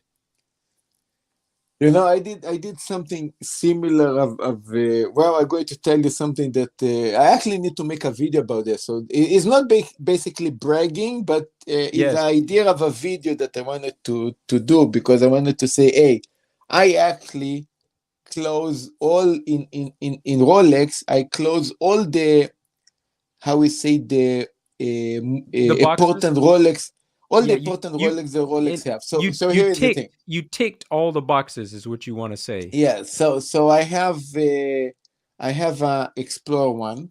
Y- I What? have Wait, the hold on. You got to uh, explore one? yeah, a while ago. What? You never told me about this. What do you mean a while ago? No, it's a long time ago. It's with my wife a couple of years ago. Oh, you gave it to her. Like, so you never wear it. Yeah. It's No, hers. no, All no, right. That's because it's a okay. 36 millimeter. Yeah. Yes. So I have that one in solid steel.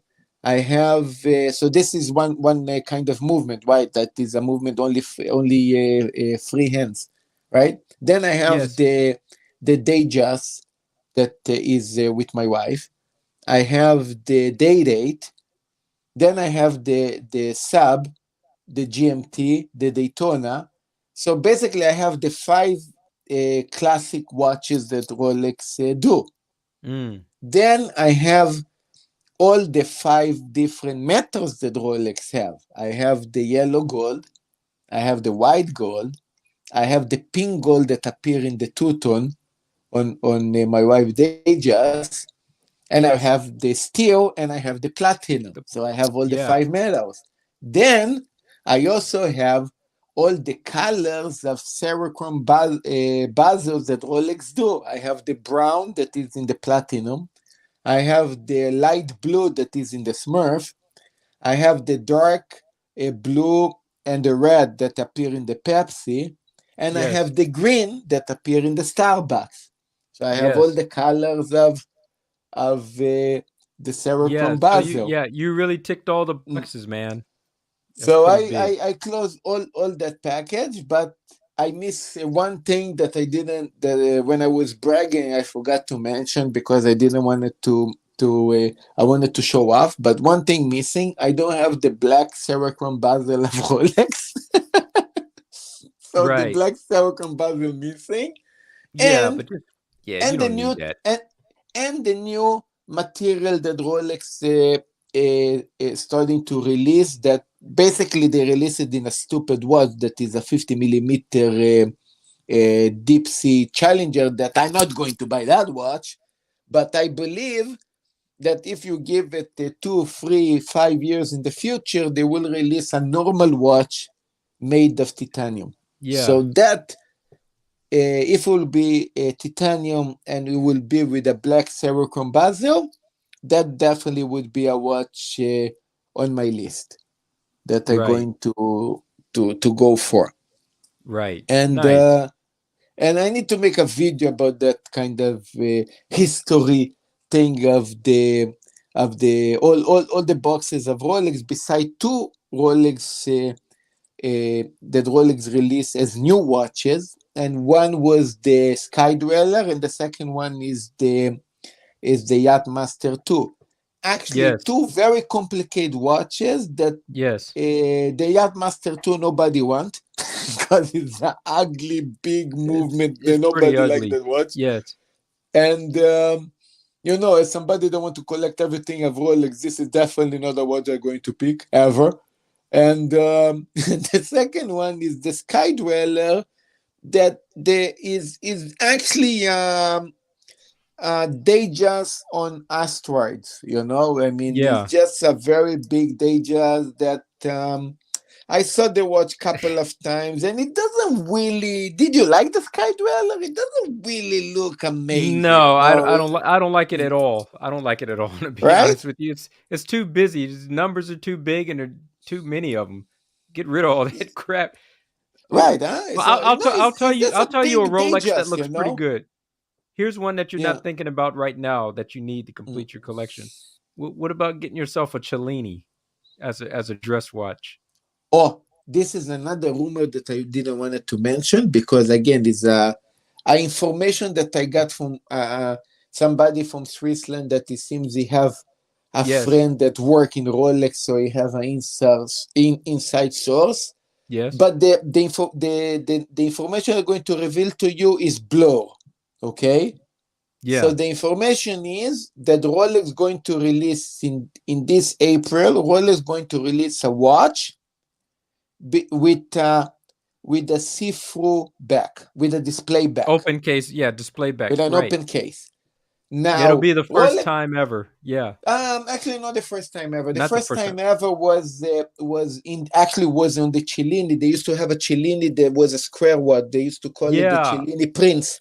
Yeah. I remember So that. I remember and that. and when they released it on Cellini Prince, they released it with a see-through back, with a Yeah. display That back. if I can And here's recall the that thing. move. Yes.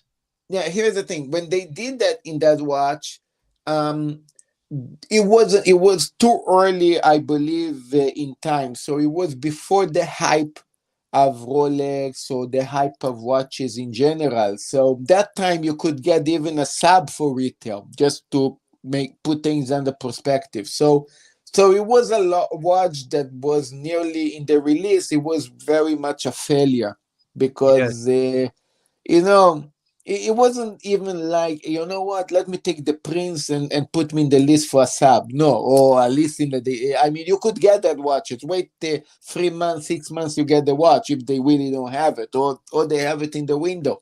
You know, it was really, it wasn't a good time to do that watch. Now where all the windows are empty, so some of the room, the rumor is they're going to release a display back. There is a feeling that would probably be on the Cellini to create a hype for people to jump on the Cellinis. Yes. And I think it will sell the Cellinis.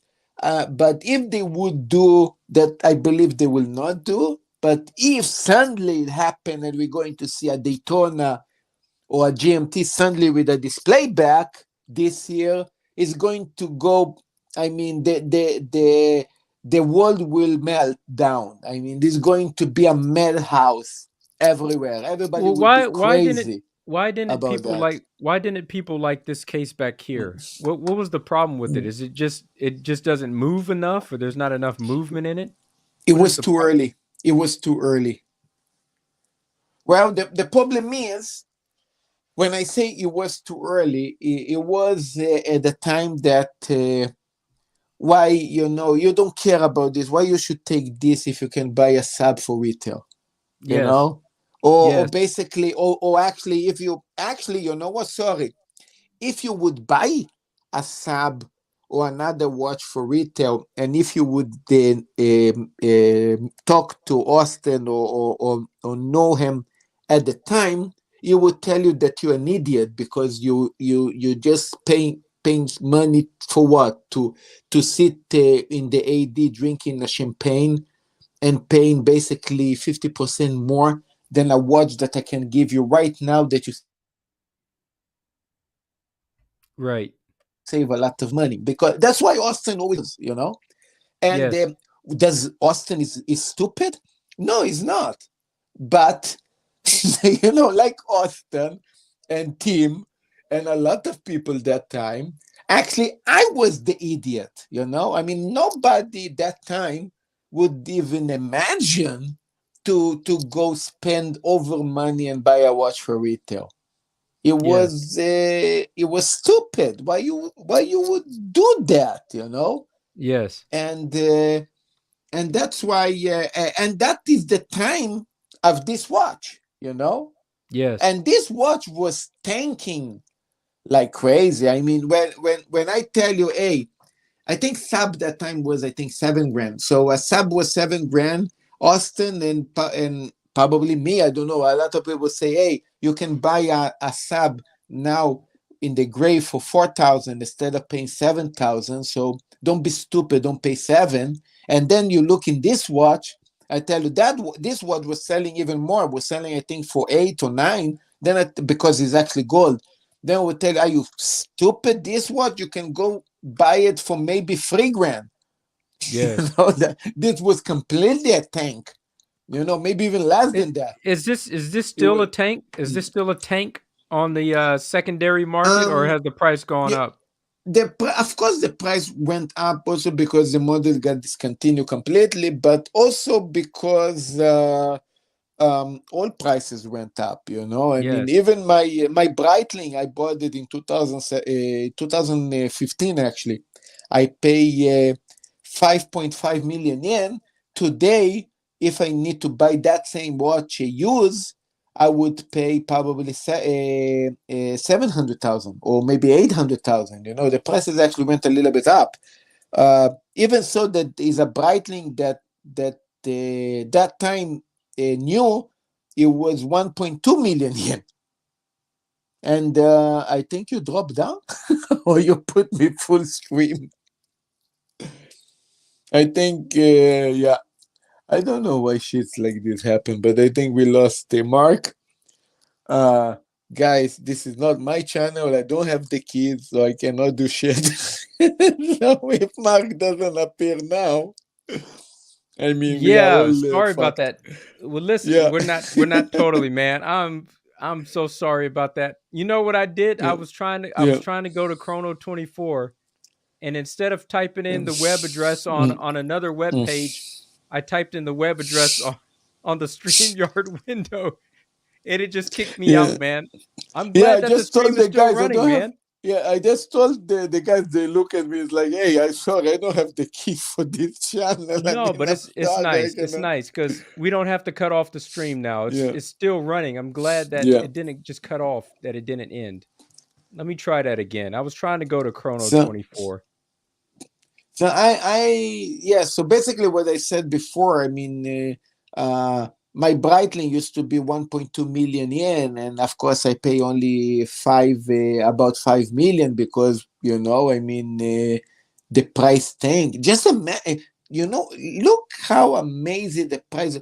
Imagine the person. It's almost like taking advantage of a victim. Somebody actually have to pay the pipe. Okay, so Yes. somebody bought that watch for 1.2 million, that Breitling that I have. Imagine that he bought it for 1.2 million yen and he sold it for free, Yes. 300,000. How much he hurt? What do you think? I think it's gonna hurt a lot. It's crazy, right? You Man, sold it for 300,000. For how we say, you pay nearly 12 grand and you sold it for 3 grand. You understand that? yeah.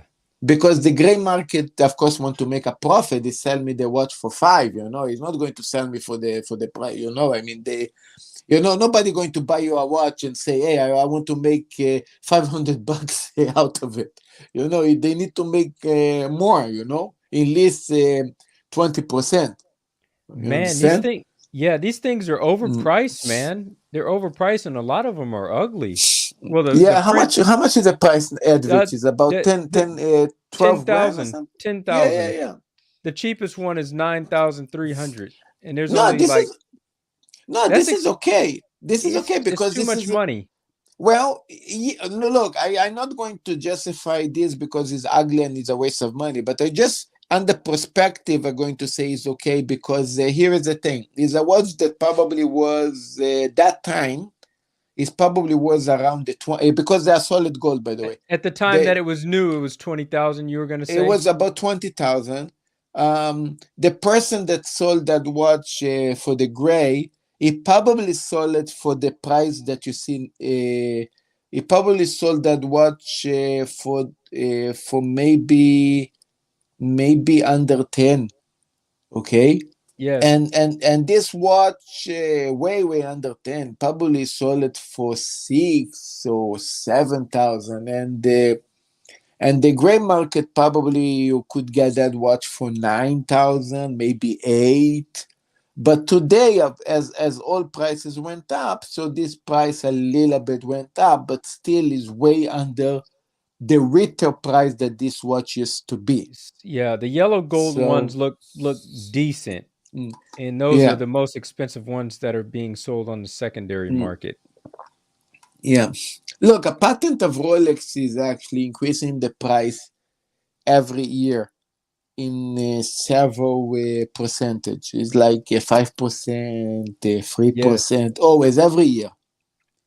And to give you an example, is the best example going to be actually my Meteor Dial GMT.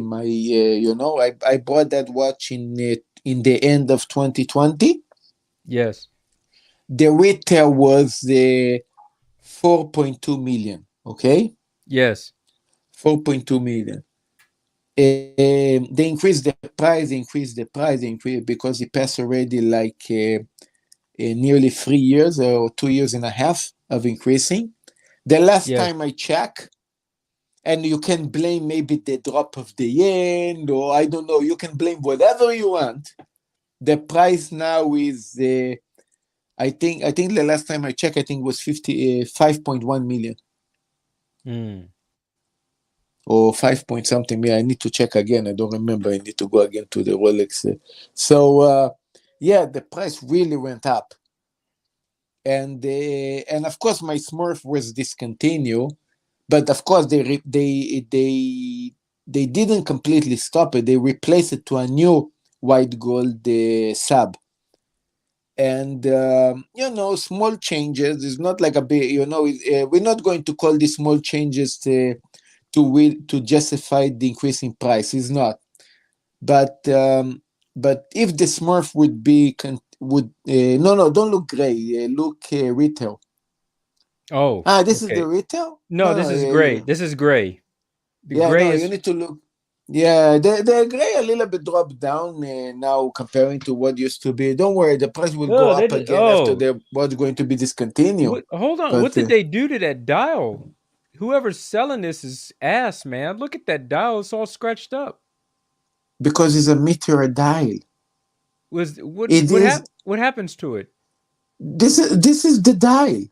You forgot? You saw my watch. No, hold on. I saw the watch, but if you look here by the 6, 7, 8. If you look by the 8 o'clock, all of this black on there. See. No, don't worry about. Of course. Don't worry about it. This is Mark. You're a cameraman. Is because it's a metallic meteorite dial. Yes. So it play with the camera. Maybe here now appear a little bit more scratches. With there is an angle that you can put my watch that you're going to see completely a crack in the middle. Yes. So don't worry about it. It's not a big deal. Yeah. Right. It's okay. So I'm not sure if do they still sell that? Well, that one that we was just looking at was 2022. I thought they stopped selling this watch. No, the meteor dial they still sell it, but they actually pump the price. Go to the retail. You're going to see. Go. First one is the first one. No. You're going to first one. You press here. And then you go in the bottom. You're going to see. No, go down. Yeah. You see? Press here. It's probably here we go. 5 million. Yeah, you see the price went up. Yeah. Yes. Yeah, they increased the price there. Yeah. And you said you paid what, 4 million? 4.2. Okay. Yeah, I see. Yeah, and again next year they're going again to increase the price. You see, look in the dial there. Go to the dial. You're going to see. I mean, even so that is a sample dial. If you zoom in, you have all this little thing, but all these kind of scratches when you play with the light. It looks okay on this one. That other one, it looked like somebody had took a knife to it. Yeah, because some probably play. When you play with the light, there is positions that you really can get these cracks. Yes. That look very, very sharp. Look, it's a defect dial, I mean, this is the whole point of this meteor thing, is defect dial. I mean, there's always, you're never going to have the same piece. It's always going to have bad scratches. I know what you're saying. Not any two pieces are exactly the same. Yeah. Right. I understand. Yeah. I got it. Only if you don't care about money and you're wealthy enough, you can go to Nakano Broadway and you can choose of probably 20 meteor dials. What is the best one you pick? Yes. But call me lucky or unlucky, because I order the watch they gave me, I'm shut up and I take whatever is available. Right. It's not the same. So I don't know if I got the best or the worst, but what I got is what I got. You cannot argue with that. We are in a different planet. Right. I got it. Yeah. So, anyways, man, I'm getting ready to end the stream in about another 10 minutes. Because I'm going to lose you in also 10 minutes. I have 10% battery. All right. So 10 minutes sounds good. We'll wrap up the show. Quick things that I want to say.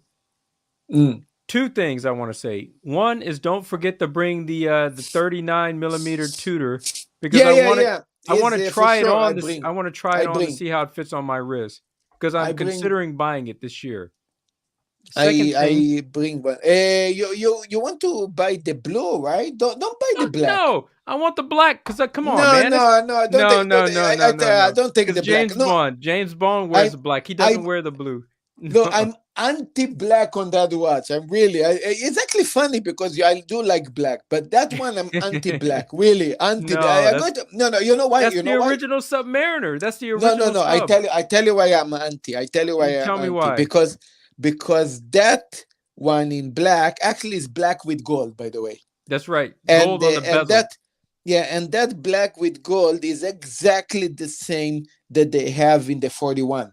That's why, when you saw No, the it's not. 41, No, it's not. no, they have it's exactly the same. No, it's not. Exactly the same. No, it's not. I can show. I can show you. Nope. Nope. So now we just extended the show another hour. I will show you. No, it's not. I will show you the pictures. But okay. before I show you the pictures, the other thing that I wanted to tell you is make sure you start preparing the meat early, man. I want to eat. I want to eat some steak as soon as possible. So don't take it out at 6 o'clock. Take it out at 5 o'clock. Nah, we see it, we drink, we want to. Well, come on, man, I'm hungry. I don't give a shit. Yeah, when I show up, I'm hungry. So you got to make the meat as soon as possible. Going to work at 4 o'clock tomorrow so that you can. Look, you're not going to come to my restaurant to like a McDonald's shop. You shut up and eat what you have to eat. Yeah. All right. Show me the blackie. I'm going to call it the blackie.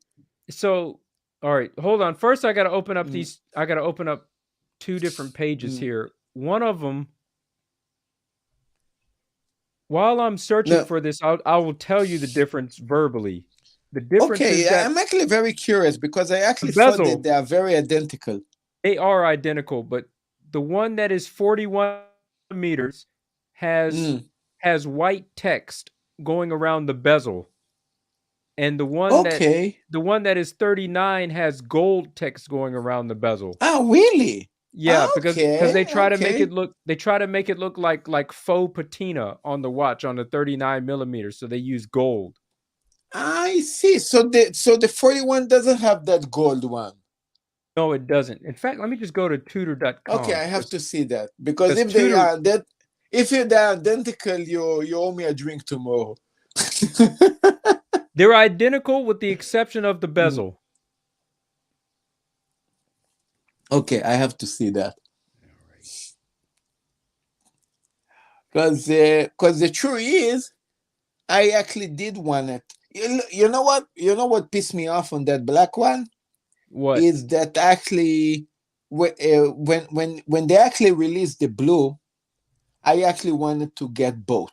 I wanted to have the blue and the black because I thought they are a beautiful match. But then Tudor betrayed me by releasing a black bay in gold and a black bay in silver and a black bay in fucking bronze and a black bay made of fucking plastic or whatever. I mean, they drive me crazy with so many black bays that they piss me off. All right. So I got pissed. This is the 49 millimeter. I see. They don't have 58 in the title. It's just called Black Bay. But if you look at the bezel, it's only white. It looks exactly the same, but it's only white. So the bezel is white. Yes. And now let's go to the Black Bay 58. I see.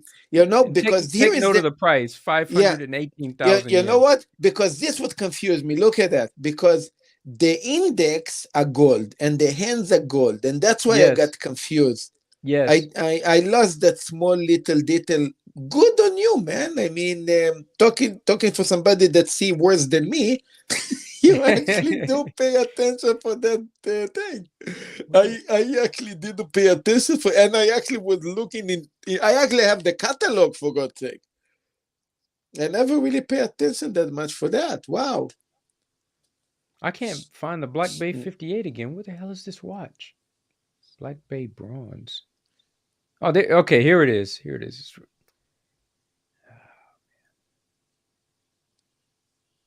It's cheaper by 18,000 yen. That's Could not you zoom a lot. in? Yeah. And you have gold. I see. I understand now. Okay. You know what? You little piece of shit. I actually like this watch. It's actually nice. You know what? Fuck you. It's nice watch. You Yeah. slut. Yeah. You know what? It's You nice. I'll slut. go. It's pretty good, man. I want this It's watch because it nice. looks like James Bond's watch. Yeah. You know what? And You're Doctor right. You're No, right. so I want that. You're right. I'm sorry. I'm now actually angry with you, but it's okay. It's nice. It's a nice watch. But It's a I nice keep watch. listen. I keep going to these tutors. Mm, I will. There's two of them in Ginza and one of mm, them in near Tokyo Station. mm. I, there's three of them. You got to do a walk of like 4 kilometers. I go to all the tutors and I ask them, do they have this watch? And it's always sold out at all of them. No, they when you go to Tudor, right? Yeah. Of course they didn't. Of course they didn't sold out. They are. It's the same as me going to every other Rolex boutique. You know already the rules. You know what? To tell you something more funny. Yeah. Even so that here, let's try to show off as a cunt like me, okay? With a platinum Daytona, fucking platinum Daytona, I go Yes. to the Tudor boutique. Yes. And they see I have a fucking platinum Daytona. I show them. I brought them for retail. Where? In Japan. Then I want a Tudor. I want this one. They will look at me and they will tell you, sorry, sir, we don't have it. Why? Because I never bought for them a watch, and I definitely didn't buy a watch when it was available at the time. Let's say 5-6 years ago. Yes. Not the 58 because that time 58 didn't exist. But you know, if you would buy, I think they. You know what? Here is the thing. I think. You know, this is actually a feeling that I have. If I go to the Tudor boutique, maybe in Ginza or any other boutique, right? And I'm going Yes. to buy the watch that you didn't pick because that watch is garbage. They will like me, and then I would come back and, hey, I want this one. They probably they would start how we say on the side, take us in the side in the VIP or kind of the VIP room, you know, and then okay, I will take care of it. Take time, and then probably a couple of months later, hey, we have the watch that you desire, and then they're going to call you. So, you know, it is actually funny to say that, but when I just told you before that you cannot make a course teaching people how to get the Rolex for retail, because I know this is insane, it doesn't work. But if I would say, hey, I will make you a course to teach you how to get a Tudor for retail, this is possible. This is possible, but of course you have to pay the pipe and you have to buy a shitty Tudor. Man, Today, I don't want to do that. Yeah, but today, if you do that with a Rolex, I mean, first of all, they nearly have watches, and if they have a shitty, I don't know, 32 millimeter blasted diamond lady watch, and you buy that one, they're still not going to look at you from a meter. So this is almost like a lost case. But with the two, there is a chance there, you know. This is what I say. Well, now that this new Pelagos came out this year, will that make an older watch like the Black Bay 58 in black? Will that make this watch more available or easier to get now that they keep releasing newer watches that are maybe more desirable? I don't know. Your guess is good as mine. Right. I mean, look, there is a shift. We call this. Rolex want to be Patek, and the Tudor want to be Rolex. Okay, this basically was going on. So so it was a time that you could be a plumber, and you know, you're not you're a plumber. You're not super poor. We actually know how much money plumbers actually do, but you could make some money and you could go and buy for yourself, treat yourself with a nice Rolex. Today, with all these rules of no, I'm not going to sell you. I don't basically care how much money you have. It's almost like I don't want Marcelo the plumber. I want Pierre the pilot, Yes. Yes. or or the doctor, or Stefan the doctor. I want these Yes. guys. I don't want the Marcelo the plumber, or I don't know, Mark the restaurant owner. Like Yes. they, Yes. they want that step up. Right. And but for Mark and Marcelo and I don't know, Stevie, we have the tutor for them. Let them get the tutors. Them, they can have the tutors to show off to Right. their friends. So yeah, a little bit, how we say, racism class. Let's put it this Yeah. way. Yeah, Classism. Classism. classism. Yes. Yeah. But yeah, I mean, Tudor is so far still available for us somehow. All right. So it seems like a good time to wrap up. How's your battery looking on the phone? Yeah, I What mean, I'm percent? 16%. 16. I thought you were already at 10%. Yeah, I lie. I wasn't Oh, 20. you liar. I wasn't. But anyways, it's 12 a.m. in the morning, Yeah. man. I don't have work in the morning, but I'm waking up early. Well, if you want to know why Yeah. I'm waking up early, I'm waking up to go get a swatch. And I gotta go Uh-huh. yeah, I'm gonna go photograph somebody tomorrow too. I have a Okay. photography session. So you'll probably see me with the Good. Grand Seiko on, and I'll bring the swatch with me. By the way, what do you think about my new skill? Did you saw my later videos lately? No, but I'll tell you what. The moment I end the live stream, I'll watch Mm. tell me which one video you want me to watch. I can't watch all of them, but I can Um, watch one. I will send you a link for one of them. I think it's not the latest one, but it's one that appear 36 minutes video or something. That is a very nice video. But I'm actually starting to work in a style that actually using two cameras. Yeah, I already saw something like that from you when you were in Ibisu one time. Yeah. You're walking up like a weirdo. You said, "I got a camera here." Oh, I got a camera here too. I remember.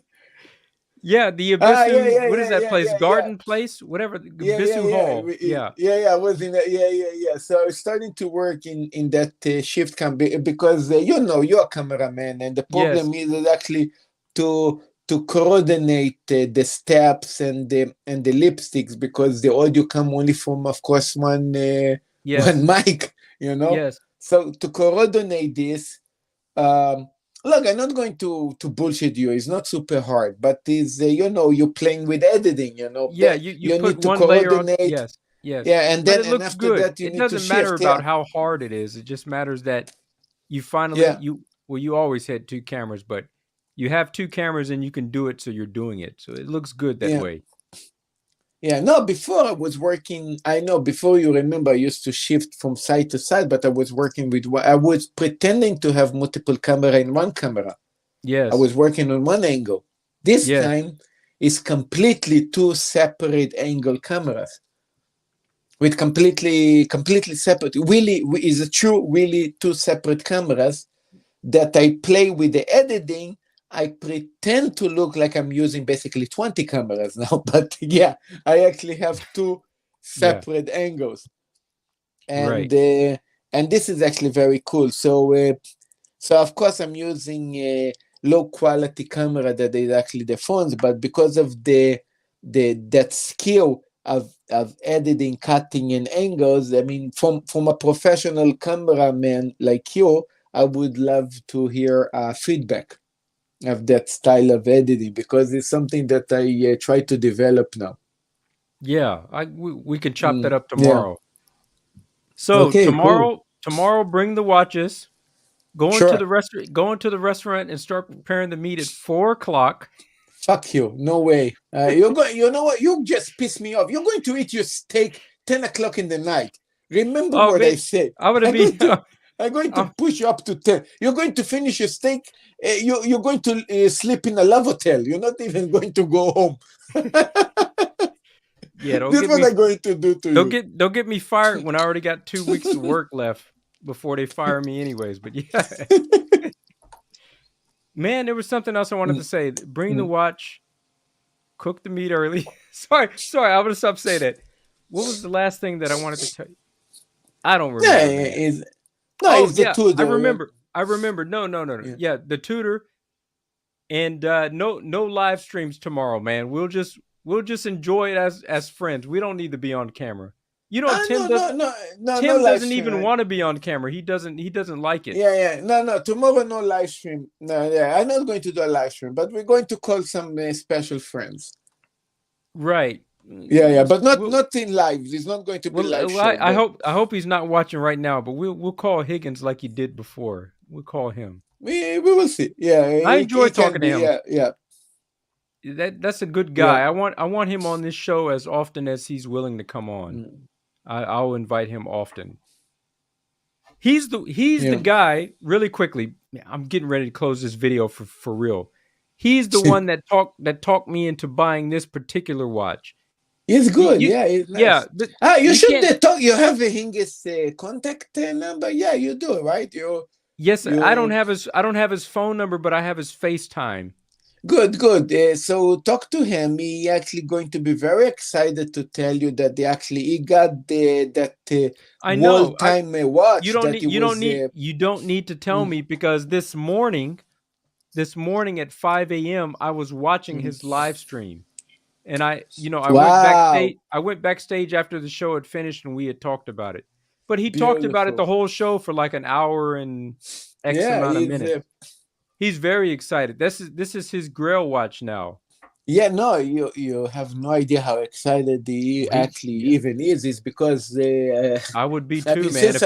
If I built a watch that there's only one in the world, yeah. Not only this, I already know Hingis for a while, and he's actually waiting for this watch over a year, if not close to 2 years. Right, that right. Watch and they messed it up one time. That watch failed. They messed up the dial. Yeah. If the watch failed and he needed to continue waiting, it looked almost like he's never going to get the watch. It looked like it takes forever. Yes, they even gave him some free service on the back of the watch. Wow. They said to him, normally we would charge $3,000 for putting this mother of pearl thing around the back bezel. But they said, because you had patience to wait for us without bothering us while we were making this watch for you, we put it on your watch for free. Wow. Yeah, you got to watch the show. It's the latest show from this morning. It's about an hour. He only talks about the Benjamin Chi Hot Horology custom watch. Wow. I'm going to find time. I'm going to, because actually there is a new video that's going to be released tomorrow. From who? My video. Okay. Yeah. And that video is actually a very funny video. I did something new, ridiculous, funny. And I cannot reveal much about the video, but something that I can reveal is that the video itself, in the middle of the video, is a homblage of clips of everything that happened to me last year. How we say drama. So it's a lot of when I saw when I do the clip. So this is basically not something amazing in editing or amazing video. It's basically a homblage of clips. Montage, yeah. Yes. Yeah, but the opening and the end of that video, prepare diapers because you're going to pee in your pants. We'll see. I swear to you, it's going to be the most funny thing you ever saw in your life. All right, I'm going to end the show, man, and I'm not going to be talking to you backstage. I'm going to sleep. I know. Really quickly, tell me, what time are you going to upload this video tomorrow? Maybe I will have time to watch it. Is because I am in Team Show. After we close the show, it's very hard for me to say. Maybe it's going to be afternoon. Maybe Just give me an estimate. maybe 12 o'clock in the afternoon, or Right. maybe 3 o'clock in the afternoon. I All know right, for sure it's probably not 3 o'clock. It's probably maybe around between 12 to maybe 2. I mean, I believe in that time zones. yeah, you should just set the schedule and have it released by itself. You shouldn't publish it yourself. Just schedule it to be released at a certain No, time. it's casual. I collaborating with him, so it's scheduled as a premiere after we close the live stream. Okay. Yeah, that's why it's Well, after we close the live. I'm photographing somebody at 12 o'clock tomorrow, but I'll take a look at it at 3 o'clock. I'll be free. I'll give it a watch. It might be cool. Yeah. All right. All right. So anyways, yeah, this is a good time to end the show, man. It's been going on for over 2 hours. Yeah. Even though new people had just stepped foot By inside the way, the room. you appear in that home blast video as well. It's actually funny. Yeah, I hope a lot of people ain't talking shit, because I don't like any drama. Well, I don't want to bring any drama here, is what I want to say. Yeah, no, you appeared some in a funny part, something that when when the lights was yelling and you say, how old are you? You know, like that appeared that part. So I like that. Yeah, all right. I have to put that. I'll give. All right, I'm laughing. Sorry, I'm sorry. I'll give it a watch. But you know what is funny? And this is credit for your voice. Fuck me there. I mean, because I speed the video. And when I speed the video, everybody voice becomes like this. And you, even when I speed your voice, you still sound the same, fuck. Well, that sounds pretty good. It's actually funny. Your voice didn't really went super high pitch or thin. Your voice continue very similar. It's like, hey, how old are you? You know, like very similar to your voice. So because I'm smooth like that, man. I'm smooth. Just because I talk slow and smooth. Yeah. All right. Anyways, everybody out there that looked at my first live stream talking about this, I forgot what I talked about before you even got on. I was speaking about this OMEGA Speedmaster SuperRacing. I gave my opinions about the watch, and then Marcelo got on, and we started talking about Rolex and tutors and other things like that. But anyways, I thank you guys for watching. Salute to you wherever you may be out inside the world. Maybe expect to see me back again, same time, same channel next week. But until next time, gentlemen, keep it classy. Peace. I'm out. Yeah. And wow, 2 hours. Nice. Yeah.